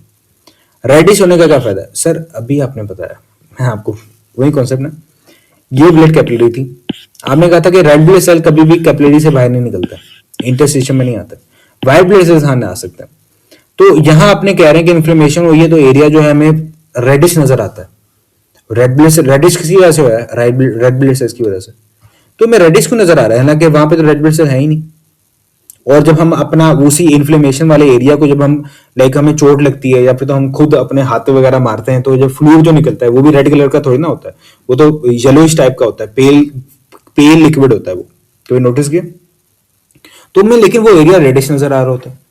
आंसर ये नहीं है, मैं आपको इसका आंसर भी दे चुका हूँ कि कलर हीमोग्लोबिन की वजह से नहीं है, कलर है कि लाइट पड़ती है आपकी आंखों में आती है तो वो कलर देती है, रिफ्लेक्शन। जब इन्फ्लेमेशन वाले एरिया में जब लाइट पड़ती है आपकी आंखों में आती है तो वो जो कलर रिफ्लेक्ट होकर आ रही है वो रेड कलर वाली होती है, रेड कलर की स्पेक्ट्रम में आती है, इसलिए आपको रेड नजर आता है। और दूसरी रीजन, यहाँ पे ब्लड वेसल डायलेट नहीं किया, ज्यादा ब्लड गुजर नहीं रहा, ज्यादा रेड ब्लड सेल गुजर नहीं रहे, तो इसलिए भी रेडिश आपको ज्यादा महसूस होता है।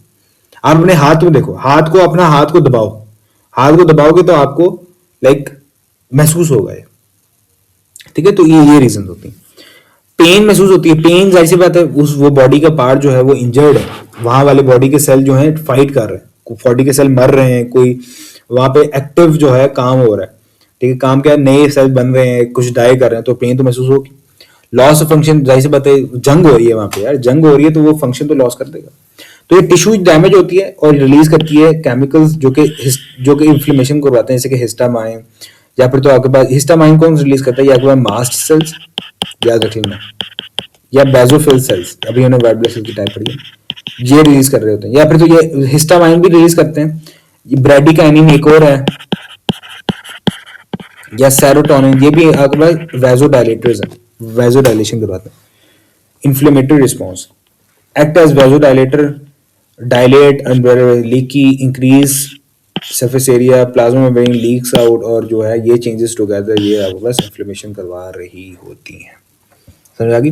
अच्छा, अगर यही इन्फ्लेमेशन बहुत ज्यादा हो जाए जिसकी वजह से आप फूलना स्टार्ट कर जाओ और ये आपके पास वो इंटरस्टिशियम में फ्लूइड जमा होना स्टार्ट हो जाए, तो इसको कहते हैं आप इडीमा। फूलना स्टार्ट हो गया, जैसे कि ये वाले केसेस में, ये डायग्राम आप देख रहे हो, ये बहुत पुरानी है। पहले जमाने में जब इस तरह के केसेस होते थे ना, इस जैसा हिस्ट्री, आप जब पहले जमाने में पेशेंट आते थे तो जब कोई इंटरस्टिशियम में फ्लूइड जब जमा होना स्टार्ट हो जाता था तो फूलना वो स्टार्ट कर जाता था एरिया। तो इवन जो फुल फिजिशियन, अगर उनको डर होता था कि ये फूलने वाला पार्ट, उनको लगता था कि फैल जाएगा, तो उसको एम्पुटेट कर देते थे, लिम्ब को ही काट देते थे, या फिर तो उस फ्लूइड को निकालने की कोशिश करते थे। किस तरह से निकालते थे, ये देख रहे हो, पेशेंट को कुर्सी के ऊपर बिठाते थे, ये देखो पेशेंट को कुर्सी के ऊपर बिठाया और उसके पंक्चर करते थे उस एरिया में इन्फ्लेमेशन, जैसे कि वुमेन जो है यहाँ पे बैठी हुई है, कुर्सी के ऊपर बिठाया और फ्लूइड जो देखो निकलता है, उसकी बॉडी से जो है निकलना स्टार्ट हो जाता था। ये अगर इन्फ्लेमेशन बहुत ज्यादा हो जाए, इस केस में एडिमा कहते हैं उसे। इसको कुर्सी के ऊपर इसलिए बिठाते थे क्योंकि अगर उसको लिटाते थे ना बेड के ऊपर, तो बेड पे फ्लूइड जमा होना स्टार्ट हो जाता था, और कुर्सी पे बैठते थे तो ग्रेविटेशनल पुल भी उसको फ्लूइड को नीचे खींचती थी, तो फ्लूइड ऐसा ऐसा खुद ब खुद ही जो है बॉडी से निकल जाता था, और इस केस में पेशेंट जिंदा होता था। तो उसको बेहोश ना हो जाए तो उसको अल्कोहल दी जाती थी, शराब दी जाती थी कि भाई वो बेहोश ना हो। जैसे कि यहाँ पे देखो, यहाँ पे उसके पेट में एम्प्यूटेट किया हुआ है, यहाँ पे उसकी टांगों में एम्प्यूटेट कर रहे हैं, यहाँ पे देखो उसकी ये वैली में एम्प्यूटेट किया हुआ है, और यहाँ पे उसका चेहरा गौर से देखो, यहाँ पे आपको पता लग रहा है कि भाई नशे ही बैठा है यहाँ पे, अल्कोहल इसने इंटेक की हुई है, ठीक है। तो ये होता था। और ये एडिमा का केस ना बड़ा, जो जिन्होंने अपने लिखा था ना, एक पायरेट थे, फॉर्मर पायरेट, एक समुद्री डाकू, विलियम नाम का उनका कुछ नाम था इस तरह से, उन्होंने ये एक अपनी किताब में जब वो जाते थे ना, जब वो समुद्री मिशन पे जाते थे एडवेंचर वगैरह करने, तो फिर वो देखते थे कि जो उनके साथ सेलर्स हैं जो शिप में मौजूद हैं, वो क्योंकि उनकी डाइट अच्छी नहीं है, उनकी खुराक अच्छी नहीं है, तो वो फूलना स्टार्ट हो जाते थे, फूलना, उनकी उनकी इन्फ्लेमेशन जो है वो इंटेंस हो जाती थी। और इन्फ्लेमेशन इसको कहते हैं पिटिंग अमीना, मतलब कि ये हमें उस इन्फ्लेमेशन वाले एरिया में जब हम उंगली डालते थे, प्रेस करते थे उस एरिया को, तो वो एरिया क्या होना स्टार्ट हो जाता था, लाइक आपने पिक्चर में भी नजर आ रहा होगा, वो एरिया जो है डेंट बनना स्टार्ट हो जाते थे उस एरिया में, डेंटेशन स्टार्ट हो जाती थी, ठीक है, डेंटेशन स्टार्ट हो जाती थी। तो ये उन्होंने अपनी किताब में लिख दिया, एक पायरेट ने अपनी किताब में लिखा था, एक पायरेट, वही कहते हैं ना, तेरी अख वेकन होने वाली होनी चाहिए थी, ढूंढने वालों को हम दुनिया नहीं देते हैं। तो एक पायरेट भी अगर देखेगा तो उसको भी इल्म की रोशनी जरूर मिलेगी। उनसे बात स्टार्ट हुई थी, फिर आगे मजीद आए थे, इवन जो इस एडीमा की हिस्ट्री में तो आपके पास जो हर्ब है, जो बल्कि सिर्फ नॉट सिर्फ एडीमा बल्कि बहुत सारी आपके पास जो, जिसको आप हम वो कहते हैं सादी जुबान में हकीम, हकीम का भी बड़ा रोल है इसमें, जो मॉडर्न आपके पास हार्ट की मेडिसिन बनी है उसमें बड़ा रोल है इस एडिमा का। खैर उस हर्ब का जो हकीम था, तो ये इन्फ्लेमेशन। अच्छा, आर्थराइटिस जो है ना,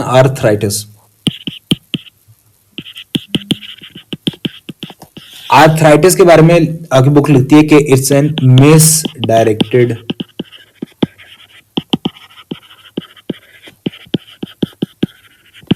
इम्यून रिस्पॉन्स। अब इसका क्या मतलब है, देखो आर्थराइटिस में क्या होता है, ये स्पोर्ट मूवमेंट में डरेंगे। आर्थराइटिस में आपके पास लिम्स जो है वो इन्फ्लेमेशन स्टार्ट हो जाती है, जॉइंट्स की inflammation, joint inflammation is called arthritis. तो जॉइंट की इन्फ्लेमेशन को हमें लगता है जब हम डॉक्टर देखते थे तो लाइक उनको पता लगता था भाई ये तो इन्फ्लेमेशन है, लेकिन हालांकि वो इन्फ्लेमेशन जो है किसी और रीजन की वजह से होती थी, ठीक है। तो आर्थराइटिस कभी कभार misdirected immune response, misdirected immune response क्या होता है ये मैं आपको बताता हूँ, लेकिन आर्थराइटिस क्या है, is the inflammation of joints. अच्छा, समझने की कोशिश करो, आर्थराइटिस की ना 3 टाइप्स होती हैं, जो आपके पास तीसरी टाइप है ना वो ऑटो इम्यून डिसऑर्डर होती है, उसको आप रेमेटॉइड आर्थराइटिस कहते हैं, ऑटो इम्यून डिसऑर्डर।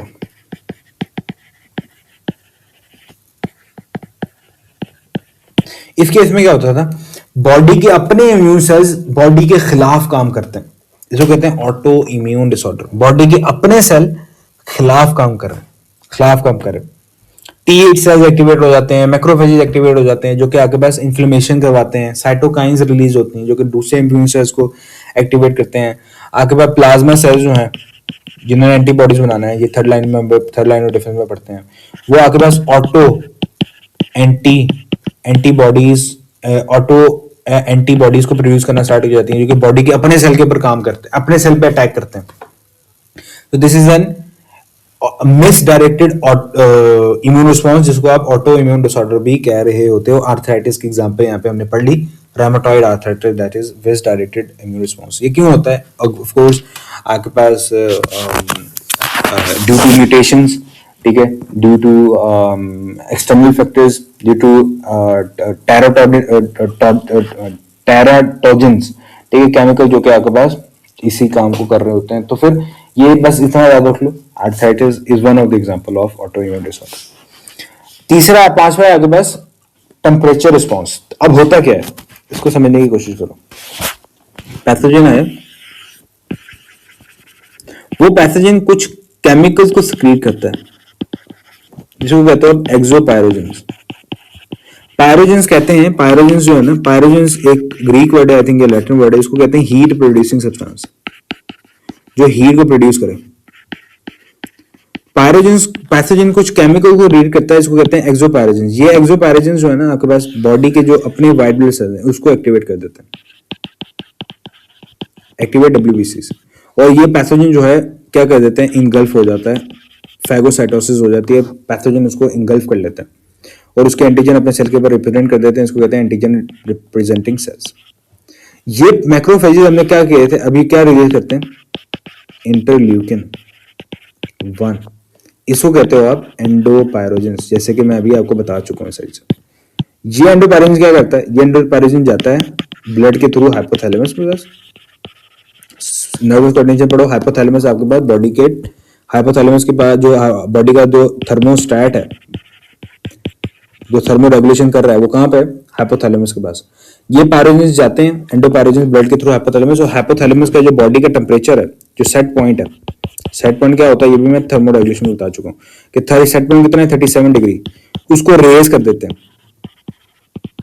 जिसकी वजह से वो रेज हो जाता है तो बॉडी को लगता है कि भाई मेरी बॉडी कूल की तरफ जा रही है, मतलब कि मुझे हीट प्रोड्यूस करनी चाहिए, ताकि मेरा टेम्परेचर हीट लॉस मुझे प्रिवेंट करना चाहिए, हीट मुझे प्रोड्यूस करनी चाहिए, ताकि मेरा बॉडी का टेम्परेचर जो है, क्योंकि सेट पॉइंट बढ़ गया, सेट पॉइंट बढ़ गया फॉर एग्जाम्पल चला गया 40 डिग्री पे। अब बॉडी को लग रहा है कि भाई लाइक मुझे जो है ना टेम्परेचर बढ़ गया, तो मुझे जो है मजीद जो है क्या करना है, अब हीट प्रोड्यूस करनी है, ताकि मेरा टेम्परेचर जो है सेट पॉइंट की तरफ जाए। ठीक है, सेट पॉइंट की तरफ जाए। तो ये सेट बॉडी जो है वो मैकेनिज्म करती है। क्या मैकेनिज्म करेगी? जो आपने थर्मो रेगुलेशन में पढ़े कि टेम्परेचर अगर कम हो रहा हो तो बॉडी क्या करती है? बॉडी हीट प्रोडक्शन को स्टार्ट कर देगी। थायराइड जो हार्मोन जो आपके बाद थायरॉक्सिन को रिलीज करेगा, बेसल मेटाबॉलिज्म इंक्रीज हो जाएगा, हीट प्रोड्यूसन बॉडी में इंक्रीज हो जाएगी, शिवरिंग मसल कॉन्ट्रैक्ट होना स्टार्ट हो जाएंगे। नॉन शिवरिंग जो अभी हमने पढ़ा, ये non shivering, reduce heat loss, आपको वैसो कंस्ट्रक्शन हो जाएगी। ये सारा थर्मो रेगुलेशन में, जब टेम्परेचर डिक्रीज होता है तो बॉडी का क्या क्या काम होता है, जिसकी वजह से आपके पास टेम्परेचर इंक्रीज हो जाता है। इसको कहते हैं आप टेम्परेचर रिस्पॉन्स, और इसको फीवर या फिर तो मेडिकल टर्म में इसको पायरेक्सिया कहते हैं। ठीक है, पायरेक्सिया इसको कह रहे होते हैं। तो ये सारा का सारा काम था जो कि हमने पढ़ लिया। अच्छा, यहाँ पे ना टेम्परेचर करता क्या है, मैं ये आपको बताना चाहता हूँ। टेम्परेचर आखिरकार करता क्या है? देखो आपके पास जो अच्छा ये एक्सोपैरोजेंस होते क्या हैं, ये केमिकल जो रिलीज करते हैं, ये होते क्या हैं? ये एक बार डिफरेंट हो सकते हैं यार। ये मतलब कि आपके पास कुछ बैक्टीरिया जो प्रोटीन बनाता है, उस प्रोटीन के कुछ फ्रेगमेंट्स भी हो सकते हैं, जो कि वाइट ब्लड सेल को क्या कर देंगे, एक्टिवेट कर देंगे। एंटीजन खुद हो सकता है। ठीक है, एंटीजन जो बॉडी में रिलीज हो गया। आपके पास एलपीएस हो सकते हैं, मतलब कि लिपोपोलीसेक्राइड, जो कि white blood cell gram negative bacteria की जो जिसमें मेजरली पाए जा रहे होते हैं। ठीक है, तो ये लिपो वो ग्राम नेगेटिव या ग्राम पॉजिटिव बैक्टीरिया में जो सेल वॉल है, आपने पढ़े हुए हैं ना कि लाइक खासतौर पे ग्राम नेगेटिव बैक्टीरिया, उनके जो आउटर जो लाइक मेम्ब्रेन होती है, आउटर, वो आपके पास लिपोपोलीसेक्राइड जो है वो हो सकते हैं। तो डिफरेंट हो सकते हैं, बस वो केमिकल जो कि वाइट ब्लड सेल को एक्टिवेट करें, एक्सोपैरोजेंस। ठीक है, तो ये अच्छा टेम्परेचर क्यों इंक्रीज होना चाहिए, ये आंसर है। टेम्परेचर इंक्रीज होगा तो क्या फायदा होगा? टेम्परेचर इंक्रीज क्योंकि आप अपने एंडोपायरोजेंस को सिक्रीट करके बॉडी का टेम्परेचर इंक्रीज कर रहे हो। क्यों? इसका ना मैं आपको मैथ से, केमिस्ट्री से समझाता हूँ। पहली बात, आर्हीनेस आपने पढ़ा था वहां पे, केमिस्ट्री में पढ़ते हो आप, कौन सा था टॉपिक, ली शार्टियर प्रिंसिपल में। जब हीमोग्लोबिन ऑक्सीजन से मिलता है ना, ये एक्सोथर्मिक रिएक्शन होता है।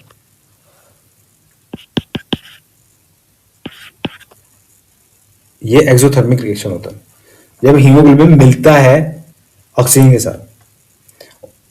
अब टेम्परेचर बढ़ रहा है, ली शार्टियर प्रिंसिपल क्या कहता है, रिएक्शन उस साइड में मूव होना है जहां पर टेम्परेचर वो लाइक उसका कम हो सिस्टम का, मतलब कि बैकवर्ड जाएगा। बैकवर्ड क्या है? एंडो। ऑक्सीजन क्या होगी? लिबरेट होगी। ज्यादा ऑक्सीजन रेगुलेट होगी, ज्यादा सेल्स को मिलेगी, ज्यादा सेल काम करेंगे, ज्यादा अच्छा रिस्पॉन्स होगा उस पैथोजन के खिलाफ। टेम्परेचर बढ़ने का एक फायदा ये होगा, ऑक्सीजन लिबरेट होना ज्यादा हो जाती है। दूसरा, केमिस्ट्री में भी आपने आर्हीनेस इक्वेशन के बारे में पढ़ा था। आर्हीनेस इक्वेशन क्या कहती है? Temperature is directly proportional to rate of reaction. जितना ज्यादा रेट बढ़ेगा उतना टेम्परेचर बढ़ेगा, उतना ज्यादा रेट ऑफ रिएक्शन बढ़ेगा सेल्स का। ज्यादा रेट ऑफ रिएक्शन, ज्यादा रिस्पॉन्स, अच्छा रिस्पॉन्स, ज्यादा वाइट ब्लड सेल्स बढ़ेगा।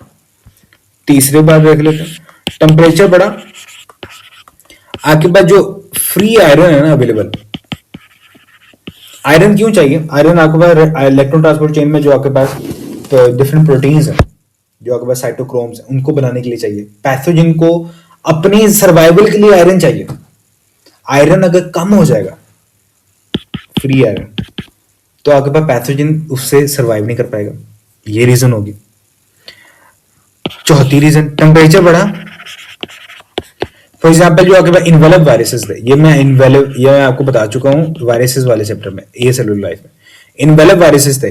मैंने आपको बताया था कि क्यों इन्वेलप वायरसेस ज्यादा रेजिस्टेंट होते हैं, और सॉरी ज्यादा इन्फेक्शियस होते हैं, ज्यादा डेंजरस होते हैं, लेकिन कम रेजिस्टेंट होते हैं। और क्यों एज नॉन नेकेड या फिर तो नॉन इन्वेलप वायरसेस क्यों ज्यादा रेजिस्टेंट होते हैं लेकिन कम डेंजरस होते हैं, ये बात आपको यहाँ पे वहां पे समझ आएगी। अब मैं पूरी रिपीट नहीं कर रहा। तो ये टेम्परेचर इंक्रीज होने के डिफरेंट फायदे हैं। तो ये फायदे हैं, टेम्परेचर इंक्रीज होता है, लेकिन हाँ टेम्परेचर रिस्पॉन्स इतना ना हो कि बहुत ज्यादा हो जाए, बहुत ज्यादा 110 पे बुखार चला गया, आपकी अपनी बॉडी की प्रोटीन डीनेचर होना स्टार्ट हो जाएगी। वायरस को तो छोड़ दो, बैक्टीरिया को छोड़ दो, और आपका अपना फंक्शन जो है बंद होना स्टार्ट हो जाएगा। ठीक है, तो ये जब टेम्परेचर इंक्रीज होता है ना, तो आप इसको लाइक जो एंटीपायरेटिक ड्रग्स इसको देते हैं, जैसे कि आपके पास एस्पिरिन, ठीक है, जैसे पैरासिटामोल, तो ये सारे के सारे आप ड्रग्स देते हो लाइक जो एंटीपायरेटिक ड्रग्स होते हैं, जो कि आपके पास फीवर को कम करते हैं, रिड्यूस करते हैं। ये काम पता है किस तरह से करते हैं? देखो, जो होते हैं ना एंटीपायरेटिक ड्रग्स, हमने इसको देखा कि भाई असल में क्या होता है, जब इंटरल्यूकिन रिलीज होता है ना, ये इंटरल्यूकिन आपके पास प्रोस्टाग्लैंडिन्स की सिंथेसिस करवाता है। ये प्रोस्टाग्लैंडिन्स फिर आगे इन्फ्लेमेशन करवाते हैं और आगे आगे टेम्परेचर को इंक्रीज करवाते हैं। तो अगर इन प्रोस्टाग्लैंडिन की सिंथेसिस ना हो, किस तरह से नहीं होगी? प्रोस्टाग्लैंडिन आपके पास अरेकिनोइड एसिड से ड्राइव होता है। इस अरेकिनोइड एसिड को की प्रोस्टाग्लैंडिन ना बने या सिंथेसाइज ना हो, तो आपके पास टेम्परेचर इंक्रीज नहीं होगा। इंटरल्यूकिन इस तरह से काम कर रहे होते हैं, और यही रीजन है कि क्यों आपके पास नॉर्मल बॉडी का टेम्परेचर, आपने मतलब कि बॉडी का टेम्परेचर नॉर्मल, लेकिन आपने एस्पिरिन खा लिया, एंटीपायरेटिक ड्रग कोई खा लिया, आपका बॉडी का टेम्परेचर कम नहीं हो रहा, वो उतना ही है। मतलब कि बुखार में अगर टेम्परेचर कम होता है ना, लेकिन अगर पहले से नॉर्मल है और ड्रग आपने ले लिया, तो आपका बॉडी इससे भी नीचे जाना चाहिए, लेकिन नहीं होता। क्यों नहीं होता? क्योंकि आपके पास उसमें आपके पास इंटरल्यूकिन रिलीज नहीं हो रहा, जो कि आपके पास प्रोस्टाग्लैंडिन सिंथेसाइज नहीं कर रहा, तो आपके पास ड्रग टेम्परेचर डिक्रीज नहीं होता। जब आपके पास फीवर होता है, तो आपके पास यही प्रोस्टाग्लैंडिन बन रहा होता है, तो ये एंटीपायरेटिक ड्रग इसी को क्या कर देते हैं? ब्लॉक कर देते हैं, और आपके पास काम कर रहे होते हैं। ठीक है, तो ये था आपके पास सेकंड लाइन ऑफ डिफेंस, और ये सारे के सारे रिस्पॉन्सेस। अब हम चलते हैं अपना थर्ड लाइन ऑफ डिफेंस की तरफ।